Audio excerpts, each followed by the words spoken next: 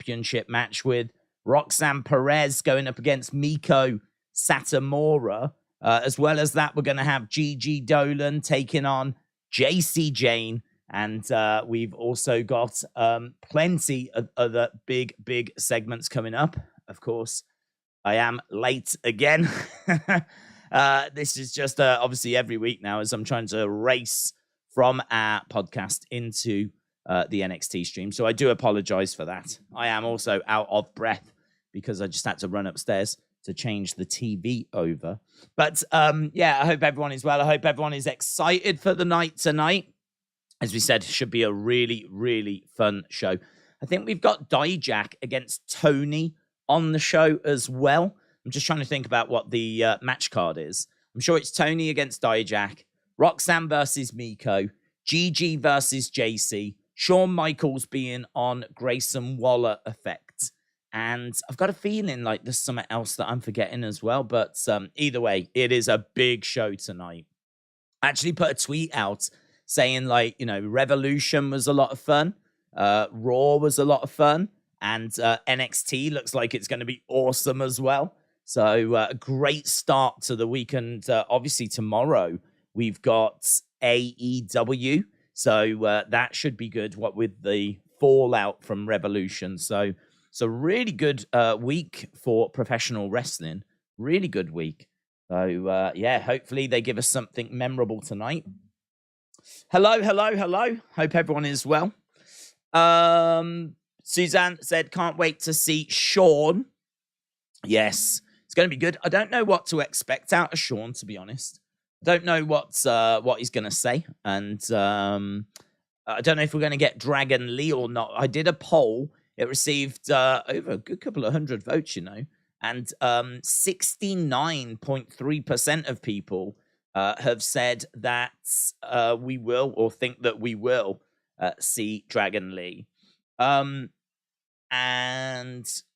James Grant said, I don't think we physically see him tonight, but HBK will name him as Grayson Waller's opponent for Stand and Deliver. So, I mean, to be honest, they're sort of teasing like it could be Grayson versus Shawn. Like, there's obviously been a lot of heat built between them. I don't think it's going to go that way. I mean, that would be wild if it was and if it did. So I don't think it's going to go that way. But, yeah, could it be that Shawn finds a big name to go up against Grayson Waller, something special for Grayson Waller, and that person turns out to be Dragon Lee? Like, that could be cool. That could be cool. There's another match. This is the other match that I was forgetting, and it is going to be Creed Brothers and Bron Breakker against Jinder and Indus. So maybe not the biggest of matches, but it does feature Bron Breakker, the NXT champion. So he will be in action on this show tonight as well. The Usos put a tweet out an hour ago saying, is everyone feeling Usi? Hashtag we the ones. Hashtag family first. There's also another segment I've got here. Chase U and Schism have got different ideas of what makes a cohesive unit. Tonight at Roadblock, Andre Chase will go one-on-one with Joe Gacy. So Andre Chase taking on Joe Gacy tonight on Roadblock. There's also a little clip here, a little TikTok of Rhea and... Oh, that's pretty fun. That's pretty fun. So we've got Rhea. She's doing stuff on the phone. Dominic's next to her going, Mommy, Mommy, Mommy. Rhea turns and shouts going, what? Dominic waves and runs off. So just a fun little TikTok with Rhea and Dominic. I'll retweet that. It's pretty fun. Right. Boom. I love Chase U. They are the best, said WWE and AEW fan. David said, how are you? I'm doing good, buds. Hope you are well. I'm genuinely looking forward to tonight's show. I thought Raw last night was good. I can understand why people were a bit off with it as we went to that final segment, but I thought there was enough there for it to be a decent show, an all right show. Obviously, the Logan segment was big, John Cena segment was big, and then the Bloodline stuff at the end was exceptional, as it normally is. So I think all things considered, it was a fantastic way to end a very, very solid offering. The only way that show could have been better is if they'd actually brought Vince McMahon out and we could have seen his mustache. That's the only way that it would have been better. There is a picture that's doing the rounds. I actually don't know if that picture's genuine or not, but there is a photo that's doing the rounds of Vince with a mustache. But, which is true. Yeah, it was good. Good show. I just got asked the question by Tommy on the Wrestling Escape Pod, what was better? Was Revolution better or was Raw better? And honestly, I think it's difficult because certainly if you add in the fact you have to pay X amount for Revolution and factor in that it's a pay-per-view and then compare it to a weekly show like Raw, if you factor that in, I don't know. I think it's quite close. I do also think that the main event of Revolution does a bit of lifting, a fair bit of lifting. It's not the only good thing on that show at all. It was a really solid offering from AEW, with the main event being the cherry on top. But I don't know. I really enjoyed Raw.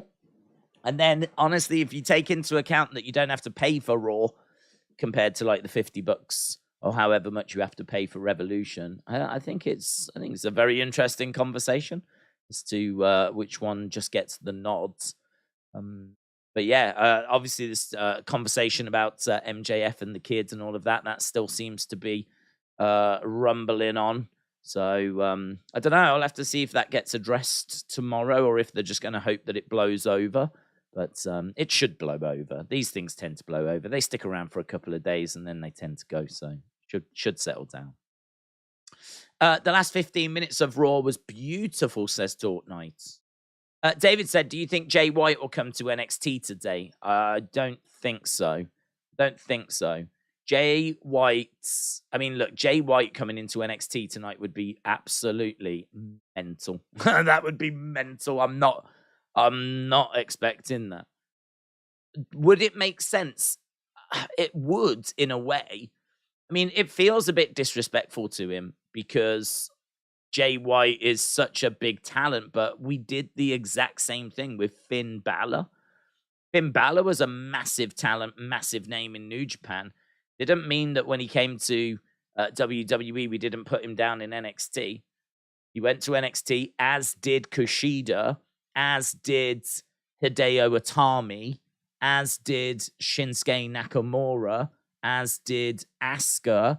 Like, all of these went to NXT first. So Jay White coming in, I really don't know if he would go straight to the main roster, because I think if you are a hardcore fan, someone that watches New Japan, I think for you it's an absolute no-brainer that he goes to the main roster. It's offensive to even suggest that he should go to NXT.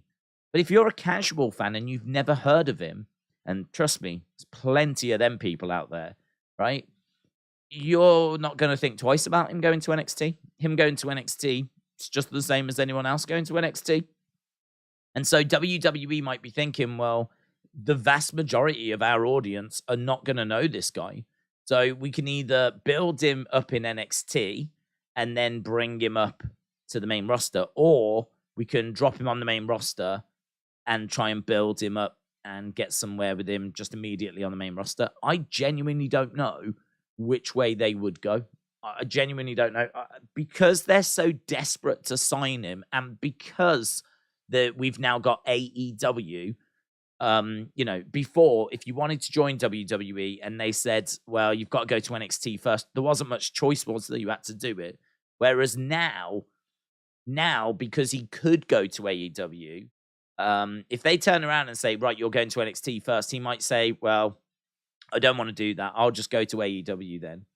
As a result of that, I'm going to say it's probably more likely that he goes to the main roster first, because would he agree to go to NXT for a little bit? I mean, not long, but would he agree to go there for, say, 6 months or something?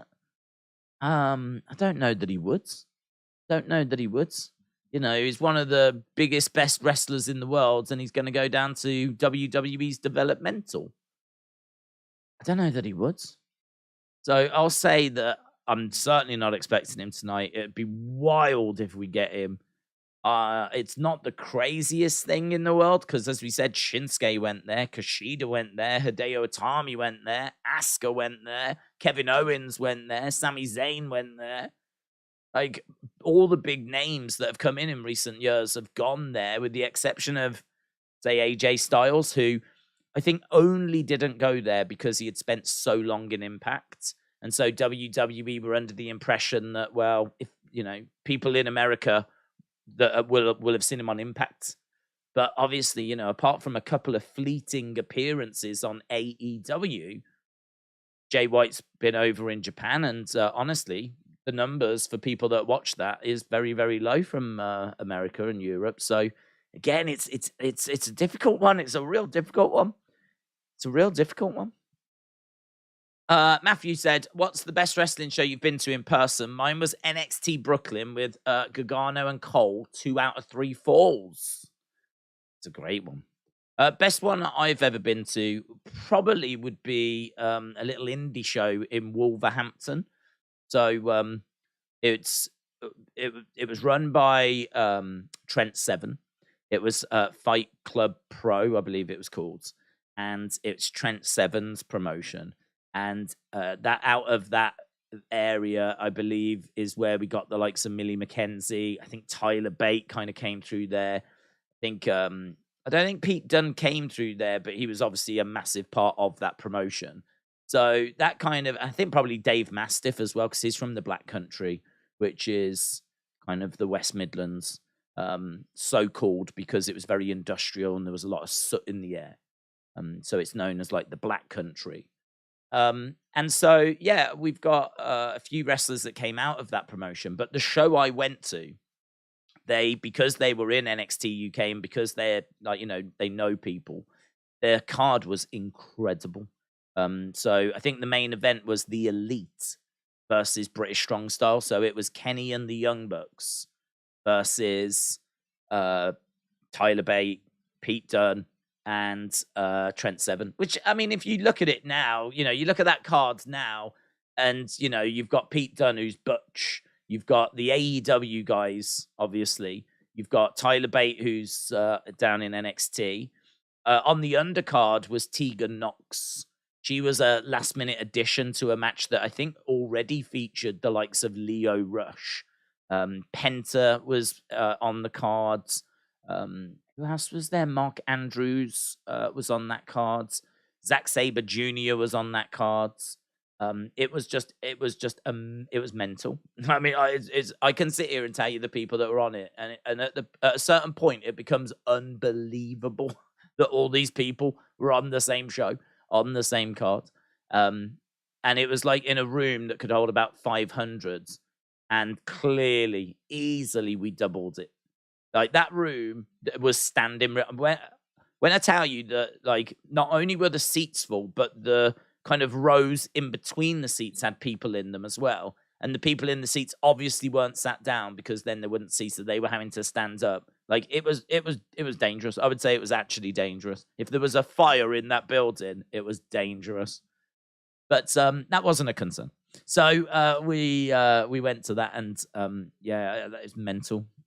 I actually haven't been to that many shows, and obviously being in the UK, pay-per-views are just not really a thing for me to attend unless I go to America. I could have gone to Money in the Bank this year. I'm sure I could have found a way to have secured tickets, but they were expensive, weren't they? They were really expensive. And also, we do streaming. I didn't do Clash at the Castle. We do streaming. But yeah, that's that show is mental. But Brooklyn, I mean, any of those kind of takeover shows from that era, crazy. Would love to have gone to any of those.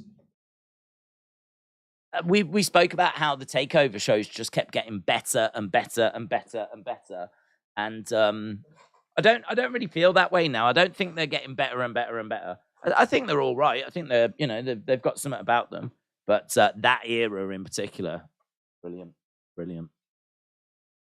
I'm gonna go to Money in the Bank, said James. Oh, James, just know I'm jealous. I would love to, I would love to go. Obviously, I'd love to go because it's a pay-per-view and it's a big pay-per-view as well. I mean, Money in the Bank is kind of seen as the fifth biggest after Rumble, Mania, SummerSlam, Survivor Series. Then you've got Money in the Bank. I mean, it's a major show. The major show. Last year it was meant to be in a stadium, so the fact that it's come over to the UK is very special. Very special. I honestly think the reason why they're doing it is because of AEW.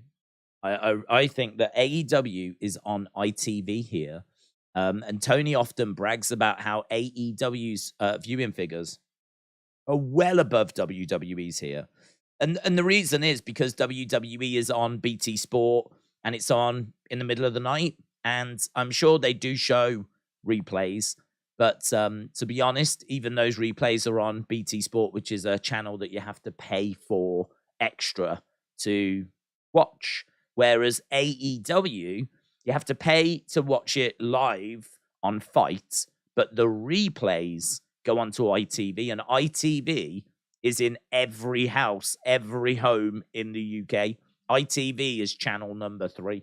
You press number 3 on the remote, and that is ITV. And I think they air at like 11 at night on a Saturday or something. It's maybe not the best time slot, but it's one that apparently is getting them more viewers than what WWE is getting at the moment. So, yeah, I think WWE have looked at that and thought, we are not going to sit back and just allow AEW to go over to the UK and, stake a claim and build a fan base there. Like, we need to make sure that we're serving that fan base. And so all of a sudden, here's Clash at the Castle. Here's Money in the Bank. Like, no way is that a coincidence. I mean, like, we've just gone through a couple of years of pandemic. So AEW start in 2019. Then we have 2020 and 2021 of pandemic, where there's lockdowns and lots of interference. And then in 2022, we get our first pay-per-view in 30 years. And now this year we've got Money in the Bank. Like, I definitely feel like it's connected. But no complaints from me. It's just a shame that it took a rival company to open up for WWE to take this action. They should have done this long before now. NYC said, Daze, sorry for the non-NXT question, but what if Bray is playing mind games with Bobby? And Bobby doesn't fight Bray at WrestleMania and fights Howdy instead. And then Bray shows up as the Fiends.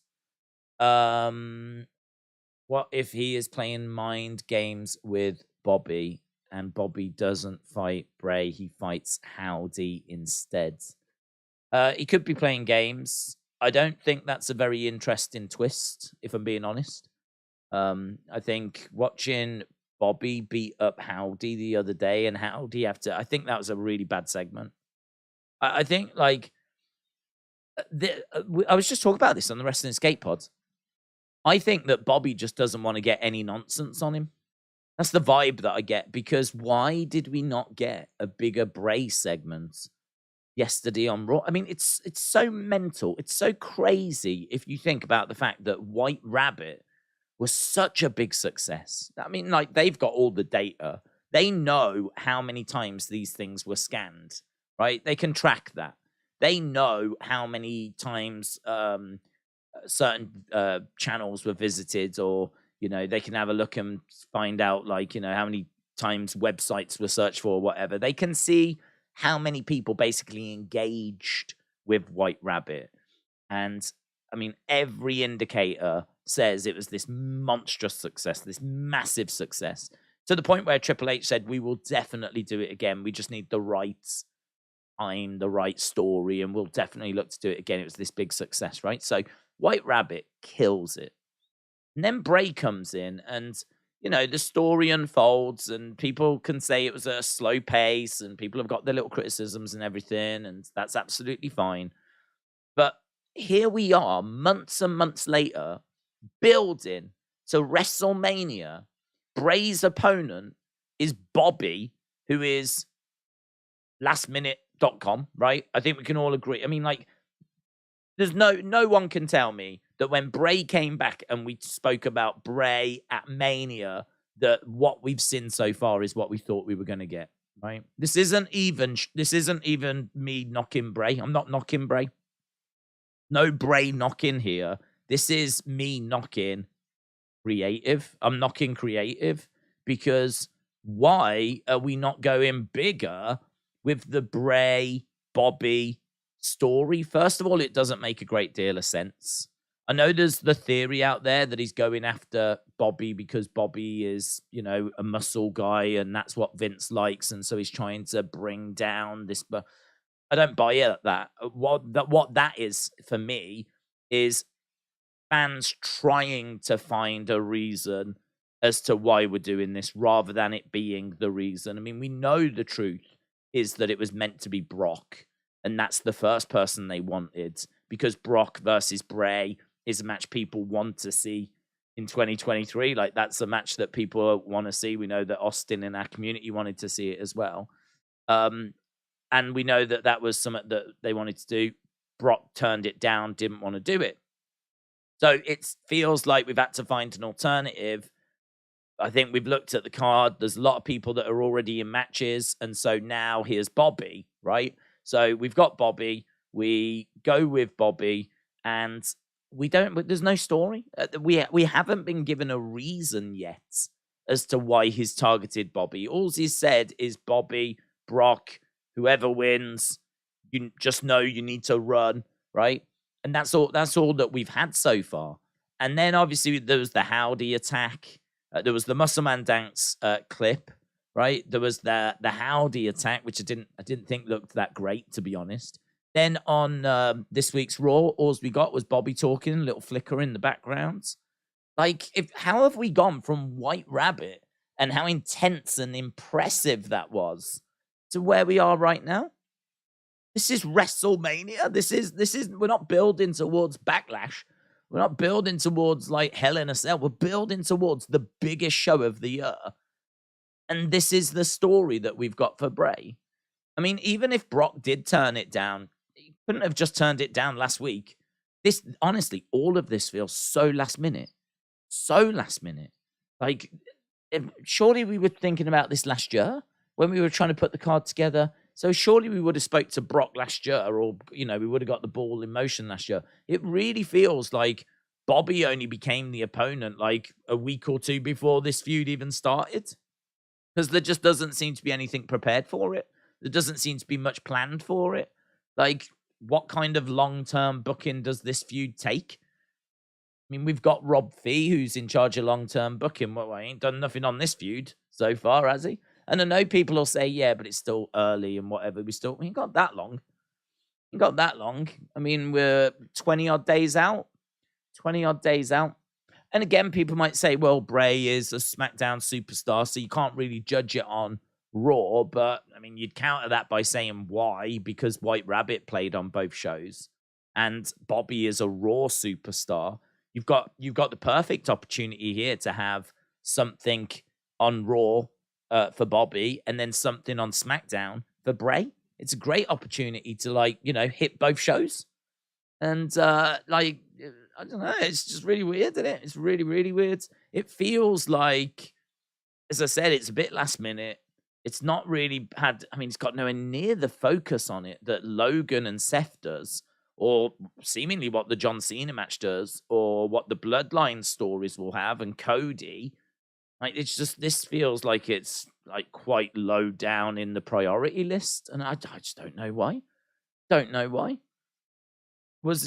Don't know why. Was it because it was thrown together so late? Don't know. So this is what I'm saying. I mean, like, Bray bringing back the Fiend, fine. I mean, I think he will. I expect him to bring back the Fiend. But could he do it at WrestleMania? Sure. But, like, I don't really find that an interesting swerve where like we get to WrestleMania and it's actually not Bray. It's going to be Uncle Howdy wrestling instead. I mean, it'll be interesting to see what moveset Howdy's got. We already know what his entrance is like. We already know what he looks like. I mean, it'd be interesting to see what he wrestles in. Hopefully, he takes the coat off. And yeah, I mean, there'd be a couple of things in there, but I can't say that that's something that I'd be like, oh my God, that would be insane. Like, I don't know, the Howdy character just seems to be lost. Just seems to be lost to me. I made that video after the segment on Friday, and I was saying, like, you've got Howdy who has guided Bray. You know, Bray, I mean, like, you've got to have something about you if you're going to interrupt Bray's promos and call him a liar, right? And say that, you know, give him advice. Say, look, if you're worried about taking the mask off, just don't take it off at all. You know, and give Bray advice, interrupt him, call him a liar, all this kind of stuff. Attack him, right? This is what Howdy's done all of this. He's done all of these things since we saw Howdy get introduced. So he's done all of these things. And so for me, Howdy is on at least the same level as Bray, right? I don't see Howdy as being like a servant of Bray. He's either like Bray's brother, right? Which, as we know, Bo playing that character. Or some people have even theorized that like Uncle Howdy could be like a bit of a higher power in this universe, right? So for me, after everything I've seen, that's where I position him now. Probably more so as a brother, right? More so as an equal, right? Well, seeing him like try and sneak attack Bobby and get like laid out, and then him having to be lights out and, you know, disappear, just wasn't a very good look. Like, that was your plan. Like, there were so many things we could have done instead in that segment. So, like, it makes Howdy look a little bit weak. Plus, also the fact we keep changing his mask. And again, I know people are saying, well, it might turn out that there's loads of different people, and that's why there's been loads of different masks. The problem you've got is that genuinely people are stopping caring now. That, like, there's people out there that are now stopping, like, paying attention. And so if you do a reveal that there's more than one Howdy, you're actually running the risk now of people just not caring. You're sort of starting to miss the boat on having the impact. So there's a few problems at the moment with this story. And again, I have to stress this. This isn't me knocking Bray, because I know there'll be Bray fans listening to this going, oh, he's moaning at Bray. I'm not. I'm genuinely not. This is all down to creative. This is all down to creative. And I know that Bray plays a part in creative, but he's not the only person in creative.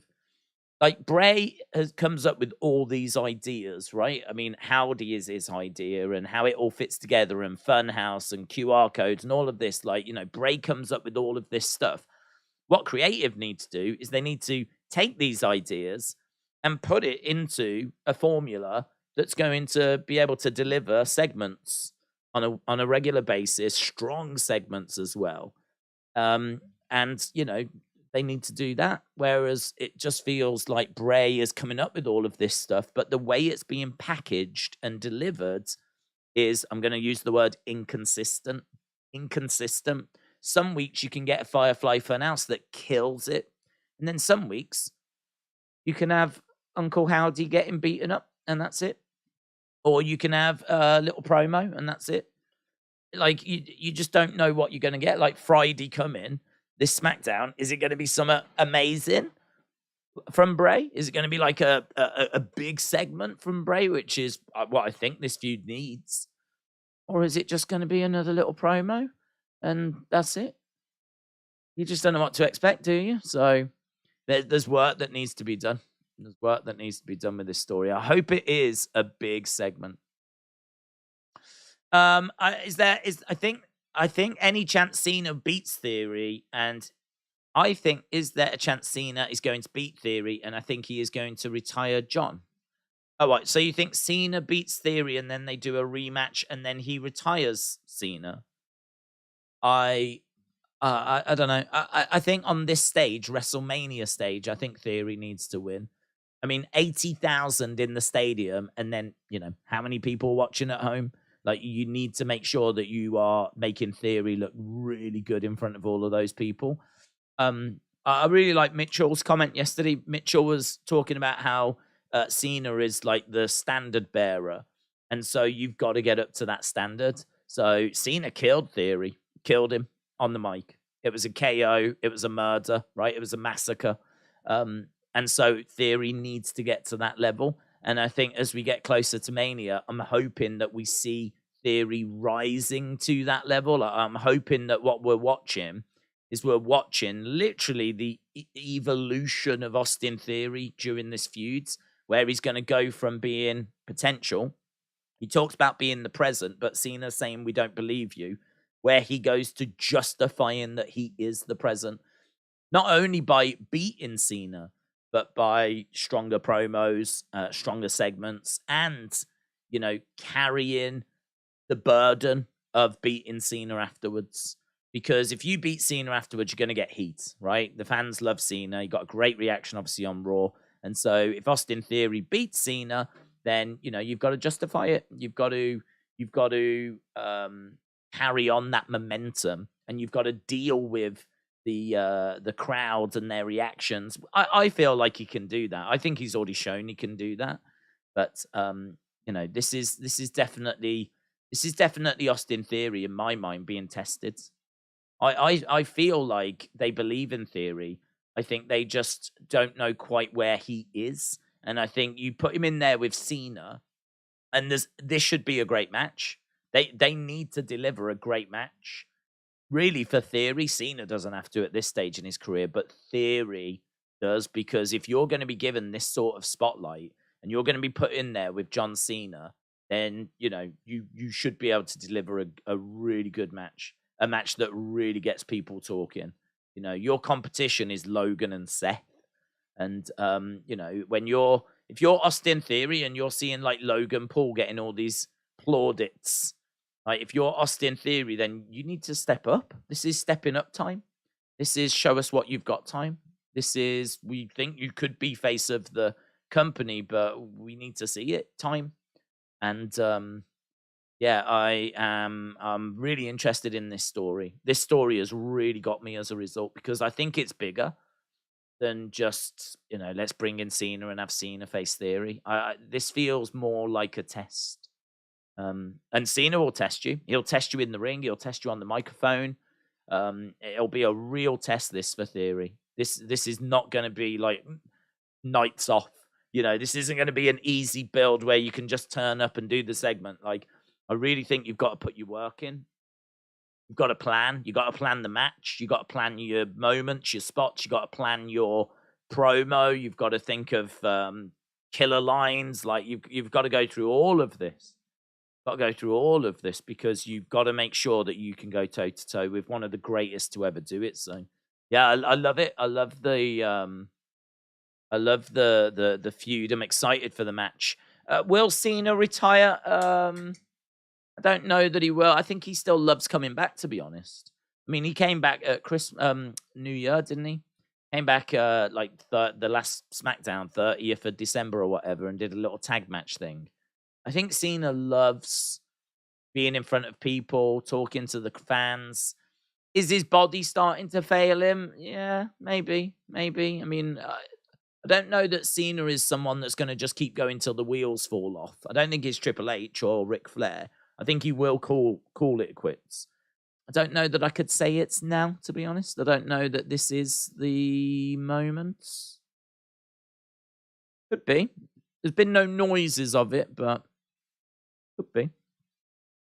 Do you think we'll get Kevin Owens and Sammy against Usos after that segment? I do, yeah. I mean, that was heavily rumored anyway, so it's not a bold prediction. It's been rumored for quite a long time, so yeah, I think it will go that way. Seems like the rumors are true, doesn't it? Daze, it feels like we're dancing around wrestling in the ring with Bray. We're doing everything but wrestling. One match in 5 months is not good. Tony said Cena kills Theory is theoryless. Did you hear reports SmackDown is about to be abandoned by Fox once the TV deal is up? The news is going around that SmackDown could end up on a streaming service in 2024. Haven't heard it, no. Where's that news coming from? Is it a reliable source? Do you think Carmella will work her way onto the Raw Women's Championship match at WrestleMania? No. I think she is going to do something with Chelsea, and I think they're going to form a tag team. I think they'll go for the tag titles. I think they could be opponents for Lita and Becky, because seemingly it's going to be a 6-woman tag at WrestleMania. Now, whether they can get a match before WrestleMania, maybe. I mean, honestly, Becky and Lita versus Carmella and Chelsea Green with Damage Control costing Becky and Lita the belts just before Mania. I could see that. Because then you could potentially do a women's tag match, maybe on a kickoff show or something, or maybe like a SmackDown before or Raw after or whatever. So you could have Carmella and Chelsea Green doing that. And honestly, I mean, Lita and Becky, they don't need the belts. They don't need them. I mean, I don't think Lita is going to be sticking around long after Mania, if at all. So you could, you could take it off them and put it onto Carmella and Chelsea. I could see us doing something like that. We've obviously got Ronda and Shayna waiting as well. So that's another alternative. But no, I don't see Carmella getting added to one of the women's title matches. Seeb, shout out to you. Hope you're well, buds. So Daze, how have you been? I'm good. Yeah, I mean, wrestling's been brilliant. If the shows are great, I'm doing great. So they've been enjoyable. Raw was good. Revolution was good.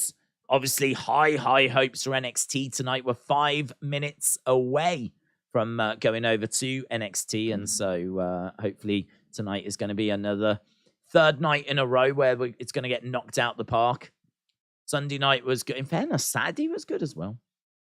I had a really fun time with the boxing and UFC. So, I mean, Saturday was good. Sunday was good. Monday was good. See what Tuesday has got for us, shall we? So, yeah, I hope you're well, Asib. Shout out to you. Alexa Bliss Gamer, hello, said, I really hope Alexa Bliss appears at WrestleMania.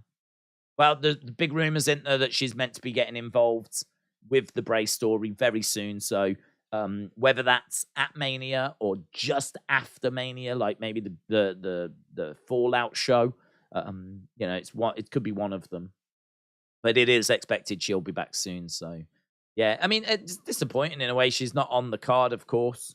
And they couldn't find something for her. I don't know why she's been away for so long. But even so, it looks like she's getting close to returning. Cena and Edge should have one final match and both retire together as they were synonymous with each other, says Planet Dan. Revolution was good. It's a shame Vince's mustache beat them, though, said James. True. Do you think the Waller Michaels segment tonight could set up a match at Mania? Don't think so. I really wouldn't be expecting that. I mean, I think Shawn Michaels is focused on NXT. He books NXT. And so I think that for him, he wants to make sure that NXT and in particular Stand and Deliver are the biggest shows possible. If he was going to have a match, I actually think it would be at Stand and Deliver rather than WrestleMania, because I think WrestleMania's got enough to have people tune in for it. They need to find ways of getting people to tune in to Stand and Deliver earlier in the day. And it does not need Shawn Michaels to be on that card in order to do that, of course. I don't think we're going to get a Shawn match. I mean, his mobility is not great. He doesn't move that great. I mean, if he was... I mean, he retired, didn't he? He retired against Undertaker, and the only reason that he had a match is because they pleaded with him and gave him loads of money to have a tag match. And it turns out his opponent was going to be Undertaker anyway. But other than that, he's been very, very respectful of his retirement. I mean, don't forget, it's 13 years now since he retired? WrestleMania 26. He had one match? One match in that time, which was the tag match. And he didn't want to do it. Did not want to do that match. Now, I think that NXT means a lot to him, and I think he's having a great time with it. And you know, if he can boost his ratings there by having one more match, I mean, could he be tempted to do it? I'm sure there's temptation, but I think there's also realism that his body is like broken. I just don't think he would get through a match now. I just don't think he'd be able to do it. I mean, he was a mess. That whole tag match was a mess. I mean, don't forget Triple H tore his pectoral muscle. Shawn Michaels was pretty banged up. I remember Kane and Undertaker. There was like botches in that match. I mean, if ever you need a sign that your career is done, right? You guys just can't do what you used to be able to do. That tag match was it. So I will be really surprised. I can't say it's impossible, but I will be really surprised if it is going to be Shawn returning to the ring. I think it's probably more like, Shawn finding Grayson Waller like a big opponent, which, it could turn out to be Dragon Lee, but equally, it could turn out to be someone that's already on the roster. So I'm thinking it'll be something along those lines, but it's a big segment, man. It's a big, big segment. There's a few different ways that it could go. I mean, Grayson Waller could start beating up on Shawn and someone comes and makes the save. And boom, off to the races we go with a new feud for Grayson Waller. Wrestle with Andy, shout out to you, said, can you believe it's been 5 years since the last retirement? Time flies, doesn't it? Time flies. Right, I'll tell you what, I was sat here going, I bet I've got the wrong channel. Because they were just showing football, and I was like, they normally show wrestling before wrestling. Normally show wrestling before wrestling, but there was no wrestling. I was like, I bet this is the wrong channel, but it's not. Right, here we go. Dun, dun, dun, dun, dun, dun, dun, dun. Then, now, the stash. Right, we have got some ladies' feet. This is what I tuned in for. It's Tiffany. Tiffany Stratton. I'm ready. Tiffany's Epiphanies, Roadblock edition.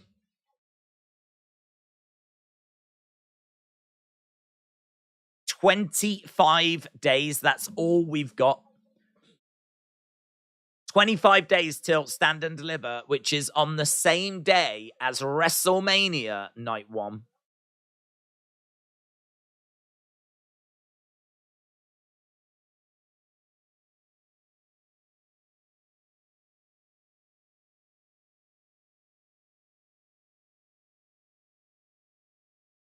Jailhouse Street Fight.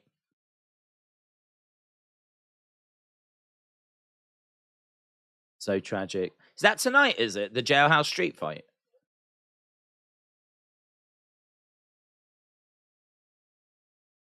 So Tiffany said she thinks that Toxic Attraction should have split up sooner. I'm obsessed with what Grayson Waller is doing right now. Oh man, it's going to be so good to see Shawn. Kind of think he's peed off Shawn Michaels.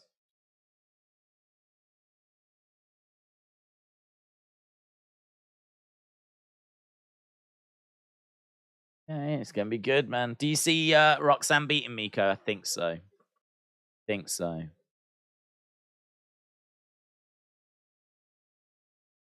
Roxanne against Meiko Satomura, the final boss. I've got to go with Meiko. I just can't buy Roxanne beating Meiko. Whoever walks out as champion, I will see you in LA, says Tiffany Stratton. This is a way to do an intro, said Rare Breeds. Mitchell, shout out to you. The loser of that Jailhouse Street Fight better consult ex-con Dom for jail advice. That would be so funny if they did. You imagine if ex-con Dom sends in a video message where he gives them advice. Ex-con Dom's top 5 tips for survival. That would be so fun. Yeah, Mitchell, shout out to you. As we go over to the show, and it looks like we're going to start with that match. Tony D'Angelo, the Don of NXT, is about to make his way out. And he's going to be taking on Dijak in this jail street fight. Tony versus Dijak. Let's go. Coach Co, shout out to you. Not all PP times are poo-poo times, but all poo-poo times are PP times. Oh. Bit gross, but yep. Coach Co, shout out to you, my friend. Coach Co's spitting the facts as usual. Is that a fact? Is that an actual fact? I don't know. Feels like it. We'll go with it.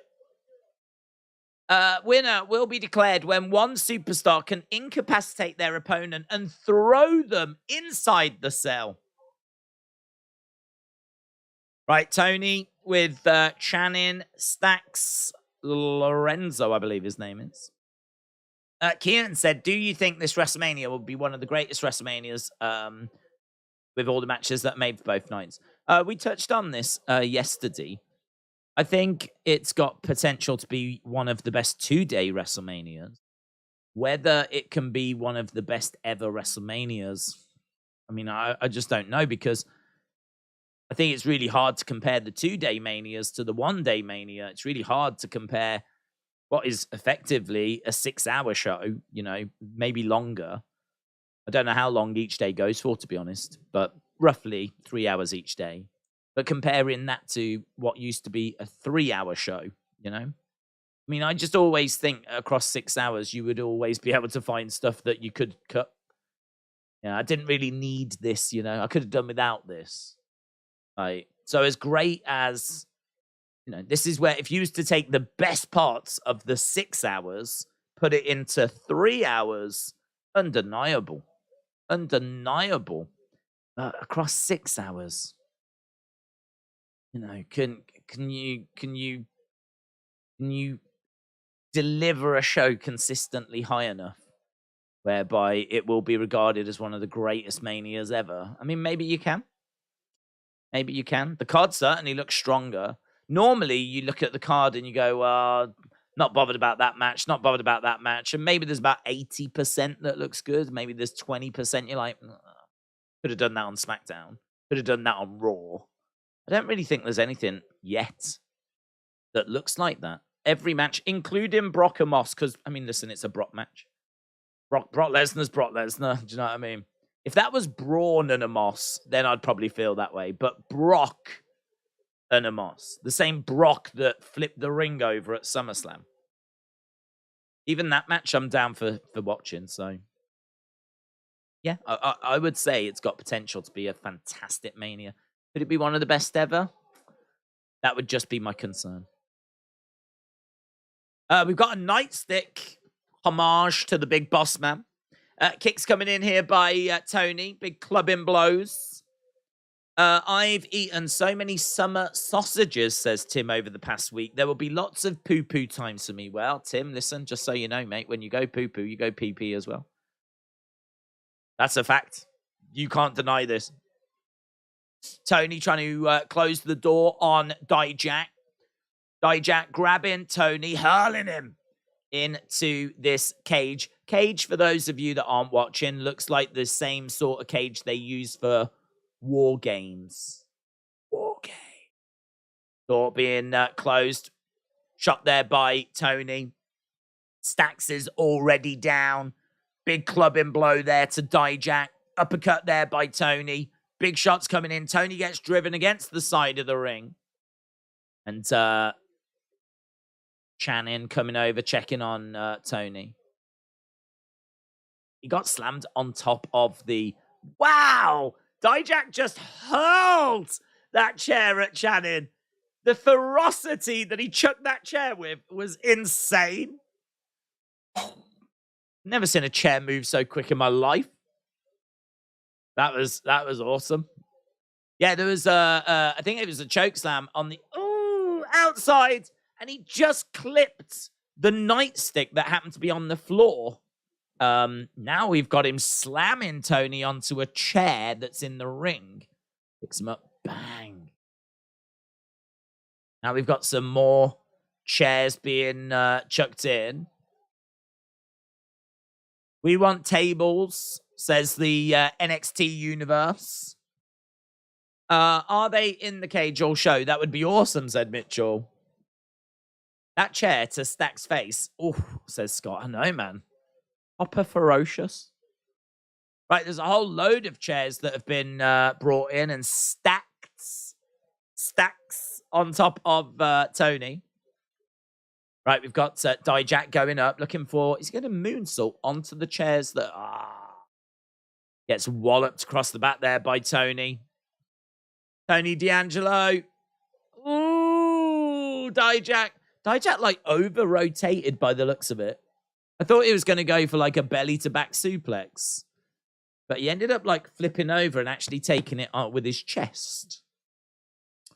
Right, well, there we go. Fast open to NXT this week. James said, I can see at least 7 matches on both nights. Was that both nights? I can see 7 matches on both nights. Yeah, I mean, look, it's got potential. It really does.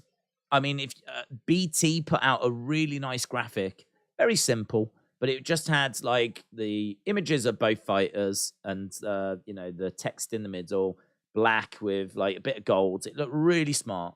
And it was just the card so far. And you go down it. And honestly, I was going down the card. I was like, banger, banger, banger, banger. It just looks awesome. It looks really good. I do think, I mean, I don't know if they're going to announce Edge and Finn as being Hell in a Cell. But there were rumors, obviously, that we were meant to get them as a Hell in a Cell match. So if we get that, I mean, that match I'm a bit worried about. Just because of Edge and AJ. Took up quite a bit of time last year. Quite a bit of time. And it never really got going for me. And, like, I don't think the reviews came in that positive for it. I mean, it weren't negative. It weren't a disaster, but it was just there. You know? I mean, this is WrestleMania. Grandest stage of them all. You got Cody and Seth having a banger. You got Becky and Bianca having a banger. You would have almost certainly put money down on Edge and AJ being a banger. I mean, wow. How's that going to fail? But yeah, it just didn't seem to get going. I'm just a bit worried. The same might be happening here with Finn and Edge. But if it's going to be Hell in a Cell and they keep it relatively short, not 5 minutes, but like not 25 either. Keep it, say, 15, 17, something like that. Hell in a Cell, Edge, Finn, few little bits in there where Judgment Day members come down. Maybe have Beth come down. Maybe have Ray come down. Something to do with Ray and Dominic. Blah, blah, blah, blah, blah. Sprinkle all that on top. Could be great. That could be great. And the rest of the card looks really strong. So, yeah, I don't want to sit here and say it's going to be one of the best Manias ever because I do just worry about how long it is. But it does look good. It does look good. It does look good. I mean, like, it feels like what we're doing is we're trying to put on the best show possible. Whereas I have to be honest, in previous Manias, it feels like we're just trying to fit everyone on the card. I think it does feel like it's being booked different. This one definitely feels like what matches. It's like you start by going, what matches do I want to see at Mania? I want that. I want that. I want that. I want that. I want that. And you start with that. Then you try and make that happen. And if there's things like Brock not wanting to work with Bray, well, okay, we have to go a slightly different way. Then cross that out. Let's do that. Let's do that. And we've done it that way. And it's like, yeah, well, what about such and such? What about such and such? Well, what about such and such? Well, I'm sorry, they're not on the card. Simple, innit? Sorry, they don't feature. There's such a better way of booking. It's a much better way of doing it. Rather than the Vince way, which was actually nicer to all the wrestlers of just trying to get them all on the cards. Whether it, like, affected the quality of the cards or not. I mean, what I will say as well is that if you're a fan of someone, say Liv, for example, lots of Liv fans, trying to find a way of getting Liv on the cards will mean that those Liv fans will obviously want to tune in. So it does not only have its benefits for the wrestlers, but obviously for the fans of those wrestlers as well. So it does. I mean, it did make sense why he was doing it, but I can't say it helped the quality of the show. So this is a lot more exciting, in my opinion. Right, Dijak springboards elbow and lands on Tony, who was on a table on the outside of the ring. And what I really love here is we've gone straight back from commercial break, and they were in the middle of this spot. I mean, really, he just hit that literally just as we came back. It feels like this match has been going and the crowd have been making noise all the time that we've been away, and that is so much better than them like basically stopping and waiting for us to come back from commercial. That door is close to closing. The Don is desperately trying to prevent it. He grabs the finger of Dijak. Dijak looks for a shot. Oh, gets planted down. Dijak down. We want ladders held by referees. Come on. It's exactly what we want. Urine and water were once used as a clothing detergent in place of soap. I still use that, to be honest. I must admit, I've never got the memo that we need to change over from using urine and water. Oh, I'll wash all my clothes. Oh! Dijak has grabbed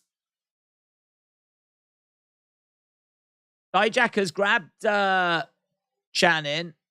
He's grabbed Stacks. He's saying, you want to close the door? If you want to close the door, close the door. You can close me in here with him. Tony didn't do it. Big boot. Wow. Wow. Massive boot. Stacks goes over the barricades. Turns around, looks over at Tony. Tony comes over, throws in some big shots. Slams Dijak down. Tony picking up Dijak, hurling him into some ring steps. The ring steps get tipped over. Crowd on their feet. Chair shot there by Tony. This feels like a proper fight, doesn't it?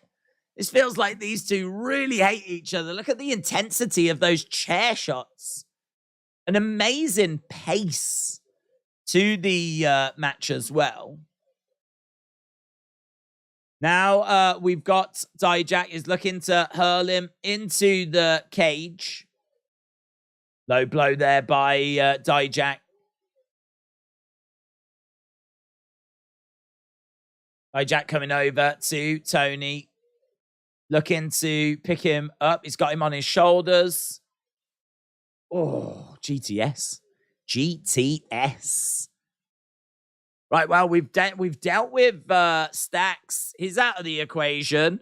Tony is down. He's about to be dragged inside this cell. Is there going to be a little twist, or is this the end? Tony is down. Dijak is bringing him in. He's about to get out. He's about to close the door. Tony in trouble. He's going to get his foot out, surely. Oh, it's saved by Stacks. Stacks launches himself in the door, prevents the door from being closed. He's going to get GTS'd. Up, bang, he goes down. Dijak's having to deal with both of these at the moment. Doors being closed. Crowbar, crowbar.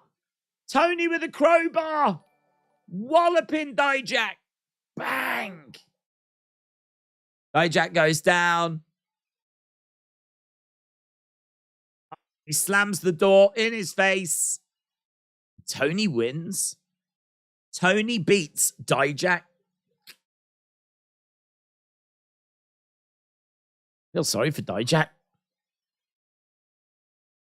Dijak was like T-Bar on the main roster. He's come down to get a new gimmick, and he's taken L's at the pay-per-view Vengeance Day. He lost to Wesley. Now here he is taking an L here.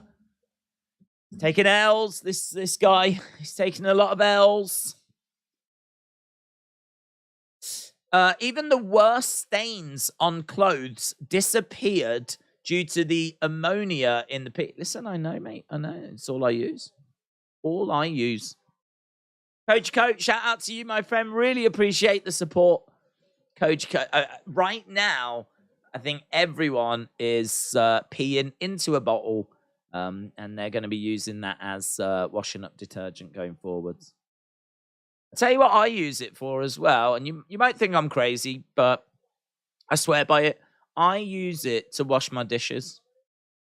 Honestly, any food stains are immediately removed if you just urinate all over your dishes.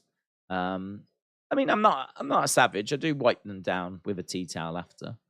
But yeah, come up a treat, an absolute treat.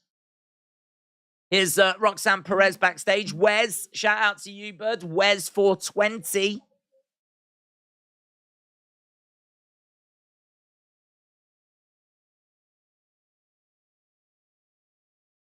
I've busted my ass.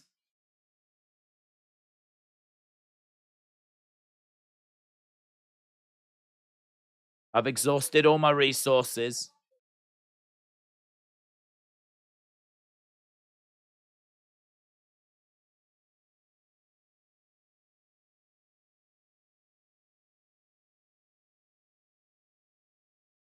I know it's not my first title defense, but it's my biggest.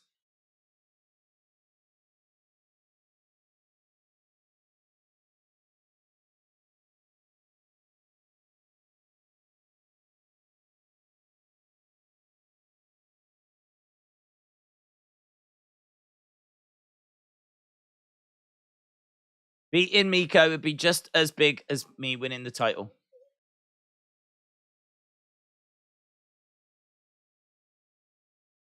I'm anxious. I'm nervous. My heart is beating out of my chest, but I am ready. She loses it. I really hope she loses it. This 21-year-old is not on the level of Meiko Satomura, and if that is the story we're going to try and tell, it's going to be a hard sell. Right, coming up next, we have got Gallus and Pretty Deadly. It's Friday.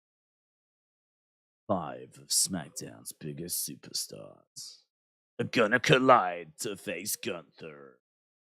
Mandy is more of a legend than Meiko, said Jim. Depends how you define legends. If you defined it by wrestling skill, then it's Meiko. If you defined it by how good you look when you take your clothes off, definitely Mandy. WWE AEW fan said it. I think that Meiko is going to turn, that Roxanne is going to turn heel. Oh, I can't imagine that. She's so in love with the world. I can't imagine her being heel.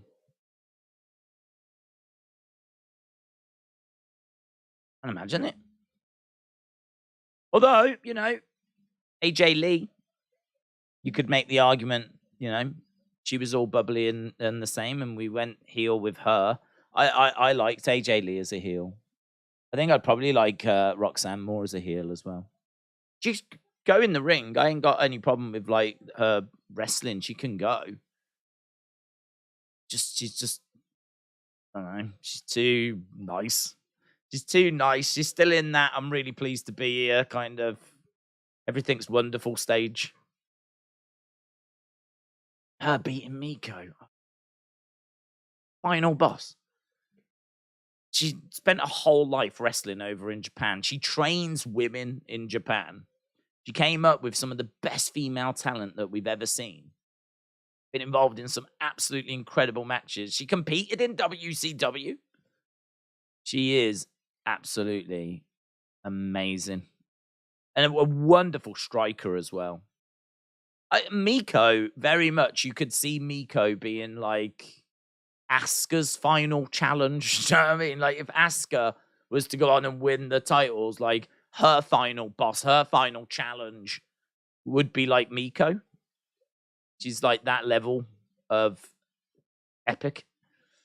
So it's just it's going to be, as I said, a bit of a hard sell to see Roxanne like getting a clean win over Meiko Satomura. But I bet the match is going to be good. Cora as a heel was the best thing NXT did. I agree. Cora as a heel is so much better than Cora as a face. I felt the same actually about Cora as a face as I do about Roxanne as a face. Yeah, Cora as a heel has been much, much better. I would be down, really down to see Roxanne as a heel. I just don't think they'll do it. Don't think they'll do it. And I really don't think they'll take the title off her. Not with us being this close to Stand and Deliver, unless we're going to do the rematch there. Unless we're going to do the rematch. And honestly, I wouldn't mind that. I wouldn't mind Meiko winning tonight and then we do the rematch at Stand and Deliver. You know, if you had a really close match today and Meiko won, and then Roxanne spent the next 20 days working on the whatever it is that she thinks she failed at. And then we do the rematch and maybe she gets the belt back at Stand and Deliver. I don't mind that story. But I think they're going to do Tiffany, aren't they? They're really positioning Tiffany as being like that person at Stand and Deliver. So I don't think we're going that way. Let's do a poll and see what people think. Who will win? Is it going to be... Well, actually, I better reword it, hadn't I? Not who will win. Who will leave as NXT Women's Champion? Will it be Roxanne or will it be Meiko?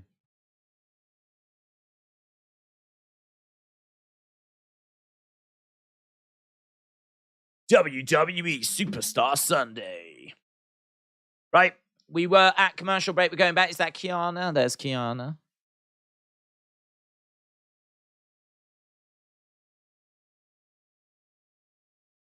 Here's Kiana.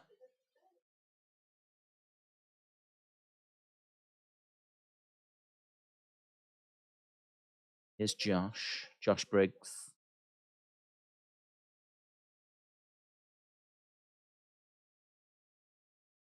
You know that their happiness is my happiness.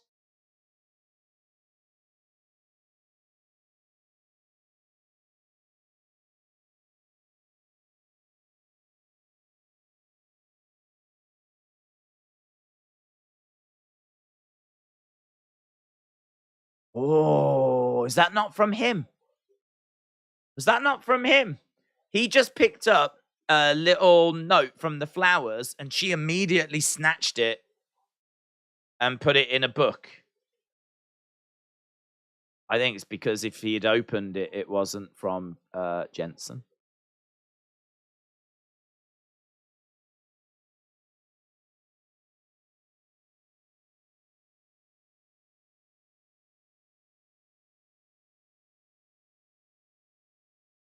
Who is it? Who's hitting on her? Is it one of you? Is it one of you?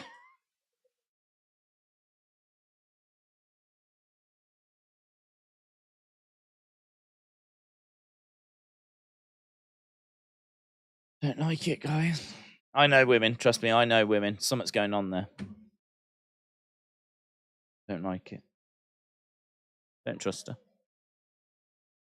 Don't trust her. Here's Gallus. But they were tag champs, you know.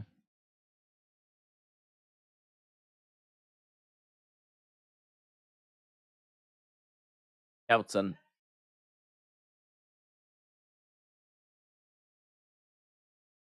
Yeah, you English Egypts. Yes, boy. Here's Pretty Deadly. Yeah, English Egypts. Not guilty. Oh. Jim said I simp Kiana. I reckon it could be James.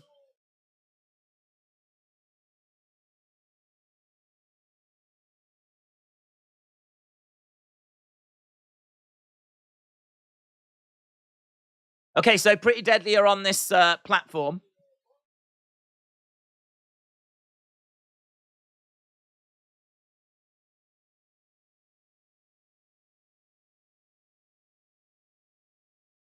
Technically, this is a face-to-face.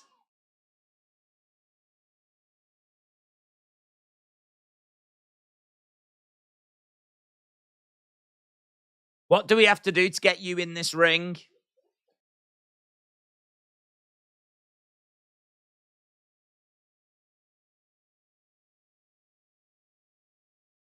You know what we want.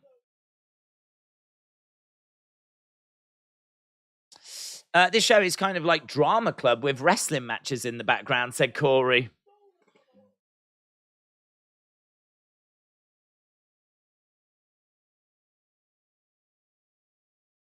What they do have story. I mean, I do really appreciate that about NXT. I mean, this dating story, as silly as it might be, follow it. You know what I mean? You can follow it. If you've got a, you know, there might be the odd twist and turn in there.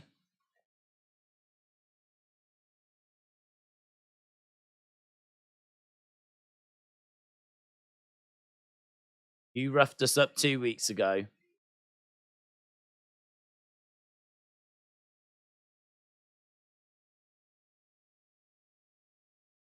Come and take them. They take their belts off.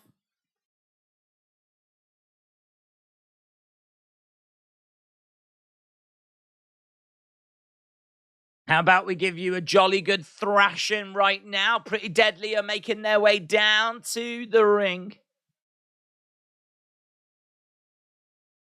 Here's Pretty Deadly.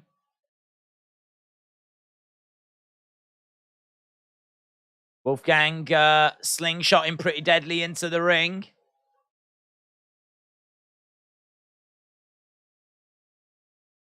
Pretty Deadly makes us Brits look like complete idiots.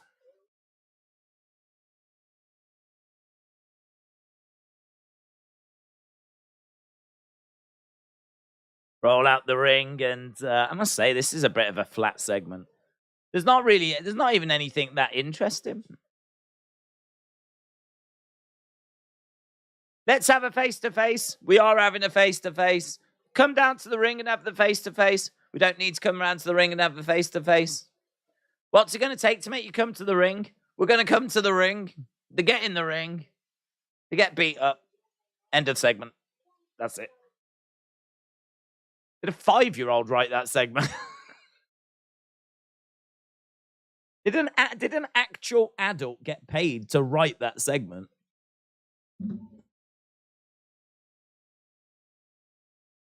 All right, here's Valkyria. X Music said, Daze, the UFC 287 card is stacked. You should check it out. Check it out.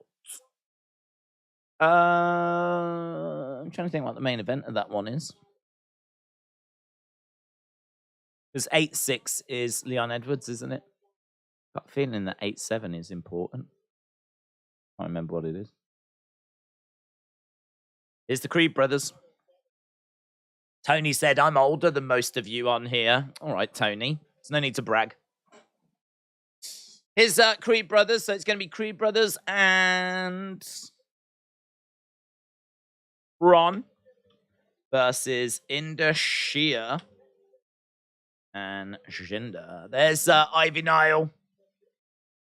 Not seen that thing where they twist the ropes to bring them in the ring in ages, says Wrestle with Andy. The slingshot thing. Here's Brom. He's wearing a blue singlet. They're all in their little blue singlets.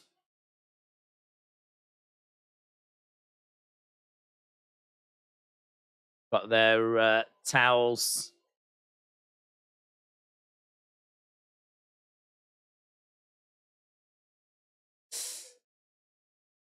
Ivy's just going around picking up towels, is she? What's she doing? Oh, picking up entrance gear, I think.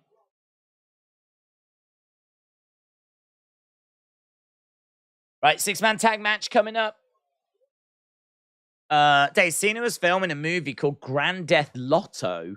And after day one of filming, he had to get to Raw hours later in Boston. And John confronted Vince backstage, who was visiting.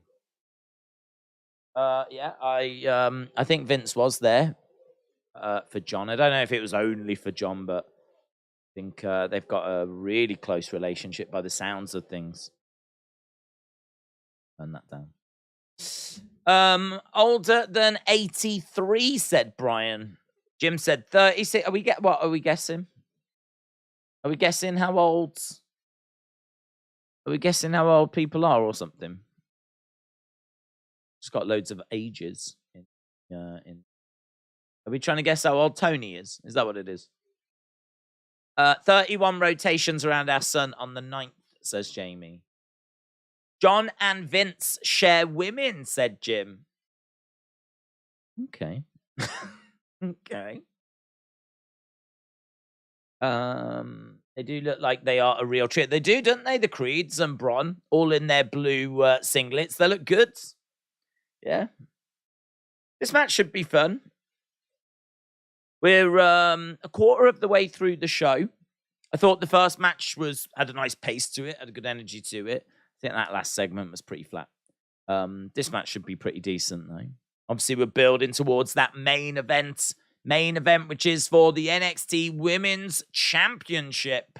And 75% of you think it's going to be Roxanne. 25% think it's going to be Meiko Satomura. So that's where we are so far. 146 votes. Legend Killer, hello. Shout out to you. Hope you are well. How good do you think you would be at playing higher or lower on Wrestling Ages? You could do that on the Wrestling Escape Pods. Do you know what? No word of a lie. On the Wrestling Escape Pods, the biggest challenge I have is to get Triple T to focus on one thing. He is so easily distracted. I think he might be the most easily distracted person I have ever met in my life. Like, you can be in the middle of the conversation or something, and he'll go, oh, I need to tell you about this. And then he will go into something else, or there'll be a package that he's not unboxed, or there will be a fact or a story that he wants to mention, or there'll be... I mean, I was doing the episode with him today, and we was talking about something, and he went, what was that? And he literally just left the conversation to what someone else got his attention. That was it. So I could try and play Wrestling Ages higher or lower. I wouldn't get past the first age because he would have walked off. He's a nightmare.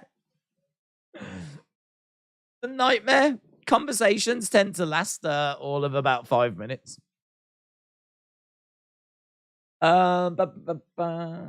Oh, Austin's in the house. Hello, Austin.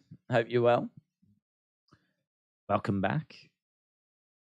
So Austin, what you have missed is we just had Seth Rollins versus XY Zion Quinn in an absolute banger. Absolute banger. It's a great way to start the show. So we've look at this. I've not seen this before. OVW. Bad Bunny. With the Bad Bunny bonus pack.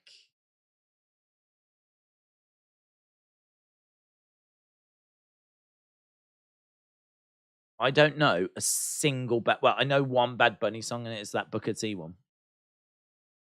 God awful.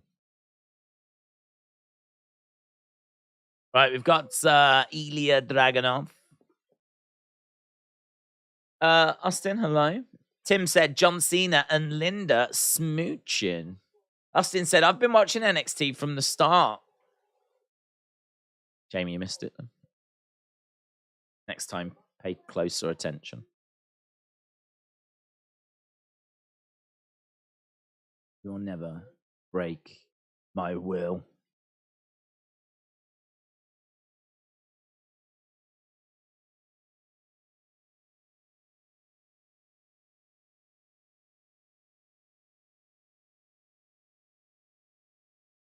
Bizarre is what? Over C-Bar. We got Dragon Lee in the crowds.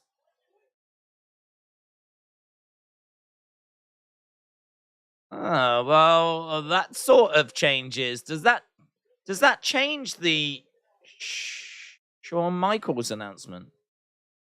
Oh, what does that mean? So they shown Dragon Lee in the crowds. Have they shown Dragon Lee so that when Shawn mentions him later, it's not going to be a complete who's that? Have they shown him so that it sets up later, do you think? Don't know. Dragon Lee shown in the crowds. Dragon Lee in the audience. Let's go, said Rory. Let's go. Right, we are starting off with in the sheer there is Sanga, Jinder. On the outside, both the Creeds working together on Jinder. Double clothesline there by Sanga. Here's Via. Via with a double axe handle. Dragon Lee is phenomenal, said James. Who have you got, Gigi or Jacy? Jacy. Just because I think ultimately Gigi should win, but I don't think this will be their only match. I mean, like, they were together for so long. I would be surprised if this is one and done. So I'm going to go with Jacy, and then we get a rematch maybe at Stand and Deliver. Daze, I'm doing great, and I'm watching NXT, said Legend Killer. Shout out to you, buds. John said WWE should put Lyra Valkyria with Viking Raiders. I think that would be better. Nelson said Lee was supposed to be at Vengeance Day, but he had visa issues. Right, we've got Brutus being slammed on top of Via. Shoulder up. We are now in the ring. Things are settled down. Knee strike there. Tag. In comes Jinder. Kicks to the midsection. Shots to the back. Jinder gonna look for a suplex. No, couldn't quite get it. Reversed by Brutus. Oh, big suplex. Big suplex. Via is coming. That's why he got the towel, says Jim. Inside Out and again said, I think Braun would be a better heel than face. Justin said only 1 week until 2K23 comes out. Must have been a medical issue if he's always coming, said John. Well, you'll be pleased to know that Via has arrived. He's arrived. He's not coming anymore. He's definitely here now. Back elbow. Do you think Cora and Roxanne or Gigi and Jacy will be the next Sasha and Bayley regarding their on-screen relationship? I mean, that's a high bar, isn't it? That's a high bar. I don't think that Jacy and Gigi are going to be the next Sasha and Bayley. I mean, there's a lot of hype around Roxanne and Cora. But I don't think you would compare them to Sasha and Bayley. I suppose in regards to, like, their friendships. Their friendship and, like, going on to have success and whatever.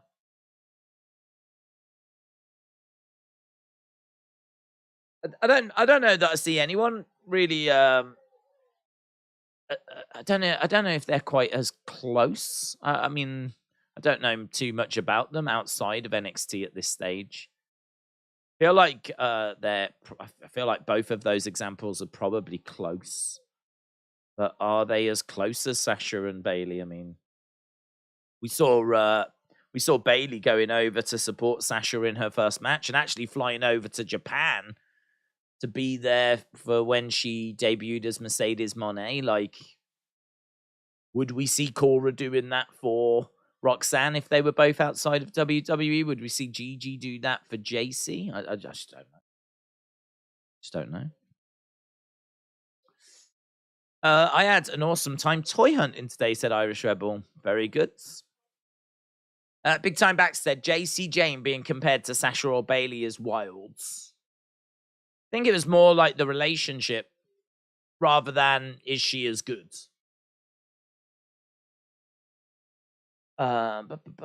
Jacy is not on Bayley's level. I don't think there's anyone that's on Bayley's level, to be honest.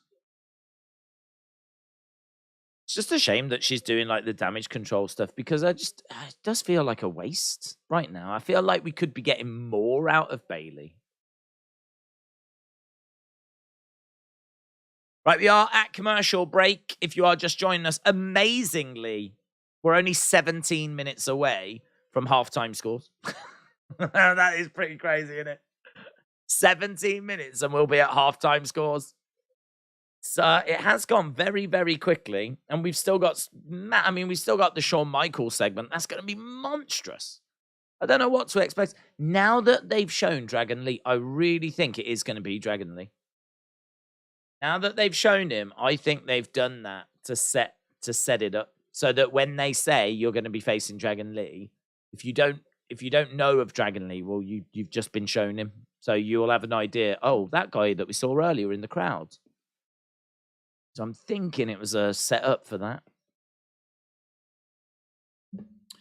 Sol Ruka has a way better chance of getting over on the main roster, said Joshua.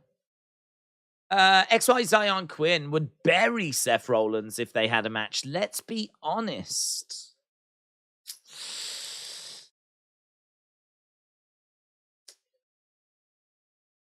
Is this the same XY Zion Quinn that can't get onto the NXT show because he's not good enough? That one. Is it the same XY Zion Quinn that we just never get a chance to see because he can't even get to a ring without falling over? Is that rubbish? They won't give him a microphone because he stumbles over his words. That one.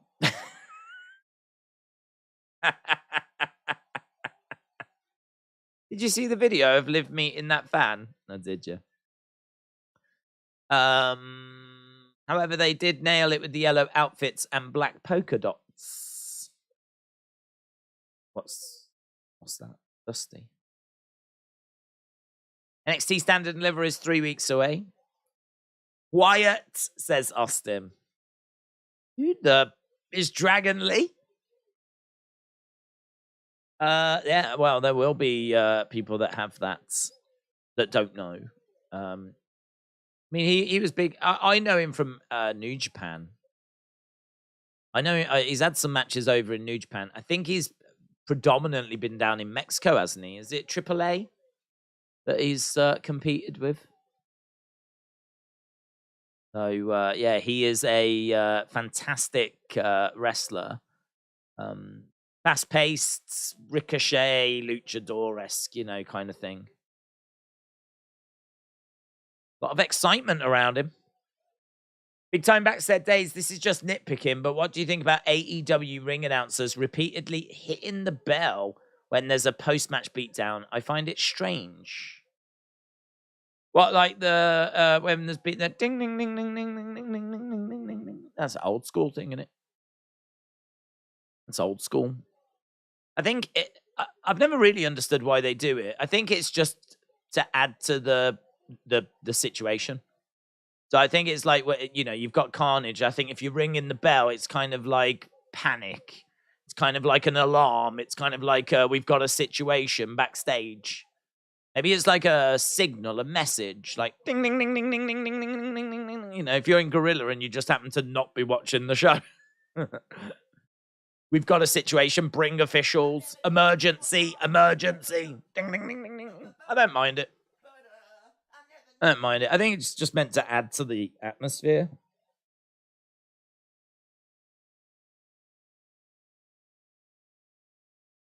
Mitchell said, our president in the USA trips upstairs and he can't read a teleprompter and he's still got elected. I'm sure XY Zion has a chance. It is America. Well, I don't know if he wants to be president, to be honest. I haven't checked. I think Austin would vote for him, though. Austin would vote for him. But, yeah, I don't know. Without knowing what his policies are, I couldn't say if he'd do a good job or not. In comes Braun. Braun looking for a moonsault. Now we got Julius. Big splash there by Julius to... Oh, my God. Is that Via? He loves jumping in the air, doesn't he? I've seen him jumping around a few times during this match, Via. What about Ricky the Dragon? Maybe you should watch more than one or two companies when you know who the stars are. I don't think it's a problem, though, is it?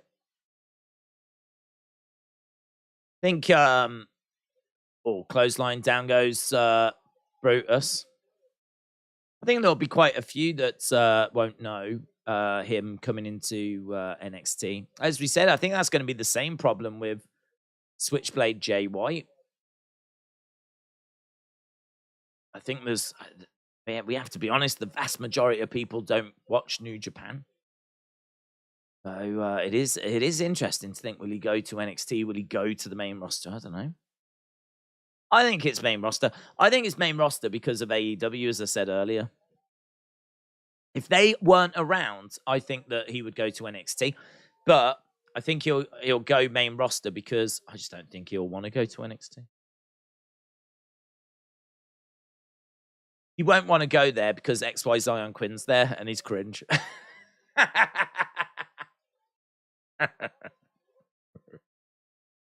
Right, we've got everyone in the ring right now. XY is only qualified to be a toilet attendant, said James.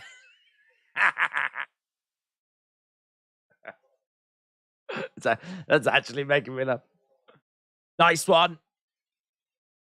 If you don't know who the Switchblade is, then you're a fake wrestling fan, said James. Sorry, not sorry. Spear by Braun. Well, at least you said sorry, James. That's all that matters. Bang! Tag. In comes Big Brute. Big Brute going up top. Big Brute. Going for the cover. 1, 2, 3, and gets it. If you think about it in football terms, some people only watch English Premiership football. They don't watch Serie A and La Liga and League One. So when teams sign players, they don't know who they are. Austin said XY Zion Quinn sucks. But then for some reason, he's just took it away. It's just message retracted. I don't know why. Boom. If Asuka had a good bilingual manager, she would be much better, said Inside Out and Again. I do think that has held her back, yeah. I do think it can't be her in-ring. And it can't be her look. The only thing that it could be is the fact that she can't speak English. Here's Grayson. Grayson Waller. Is this next? Is it next? There's Shawn. Shawn.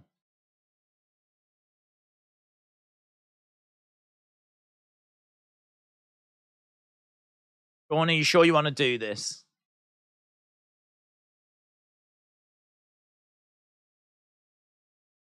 Okay. I think it might be coming up next. Smurfy said, I've never heard of Dragon Lee, but I've heard of Broccoli. Broccoli? I've heard of broccoli. I don't mind broccoli. I don't love broccoli. Mind it. I'd eat it. No problem eating it. I don't think I'd ever reach for it, though. No. I don't mind veg. I like spinach. Don't mind a bit of cabbage. Parsnips are all day long, mate. All day long. Peas, inoffensive, aren't they? Carrots, yeah, inoffensive. If you're a kid and you don't like a carrot, sort yourself out.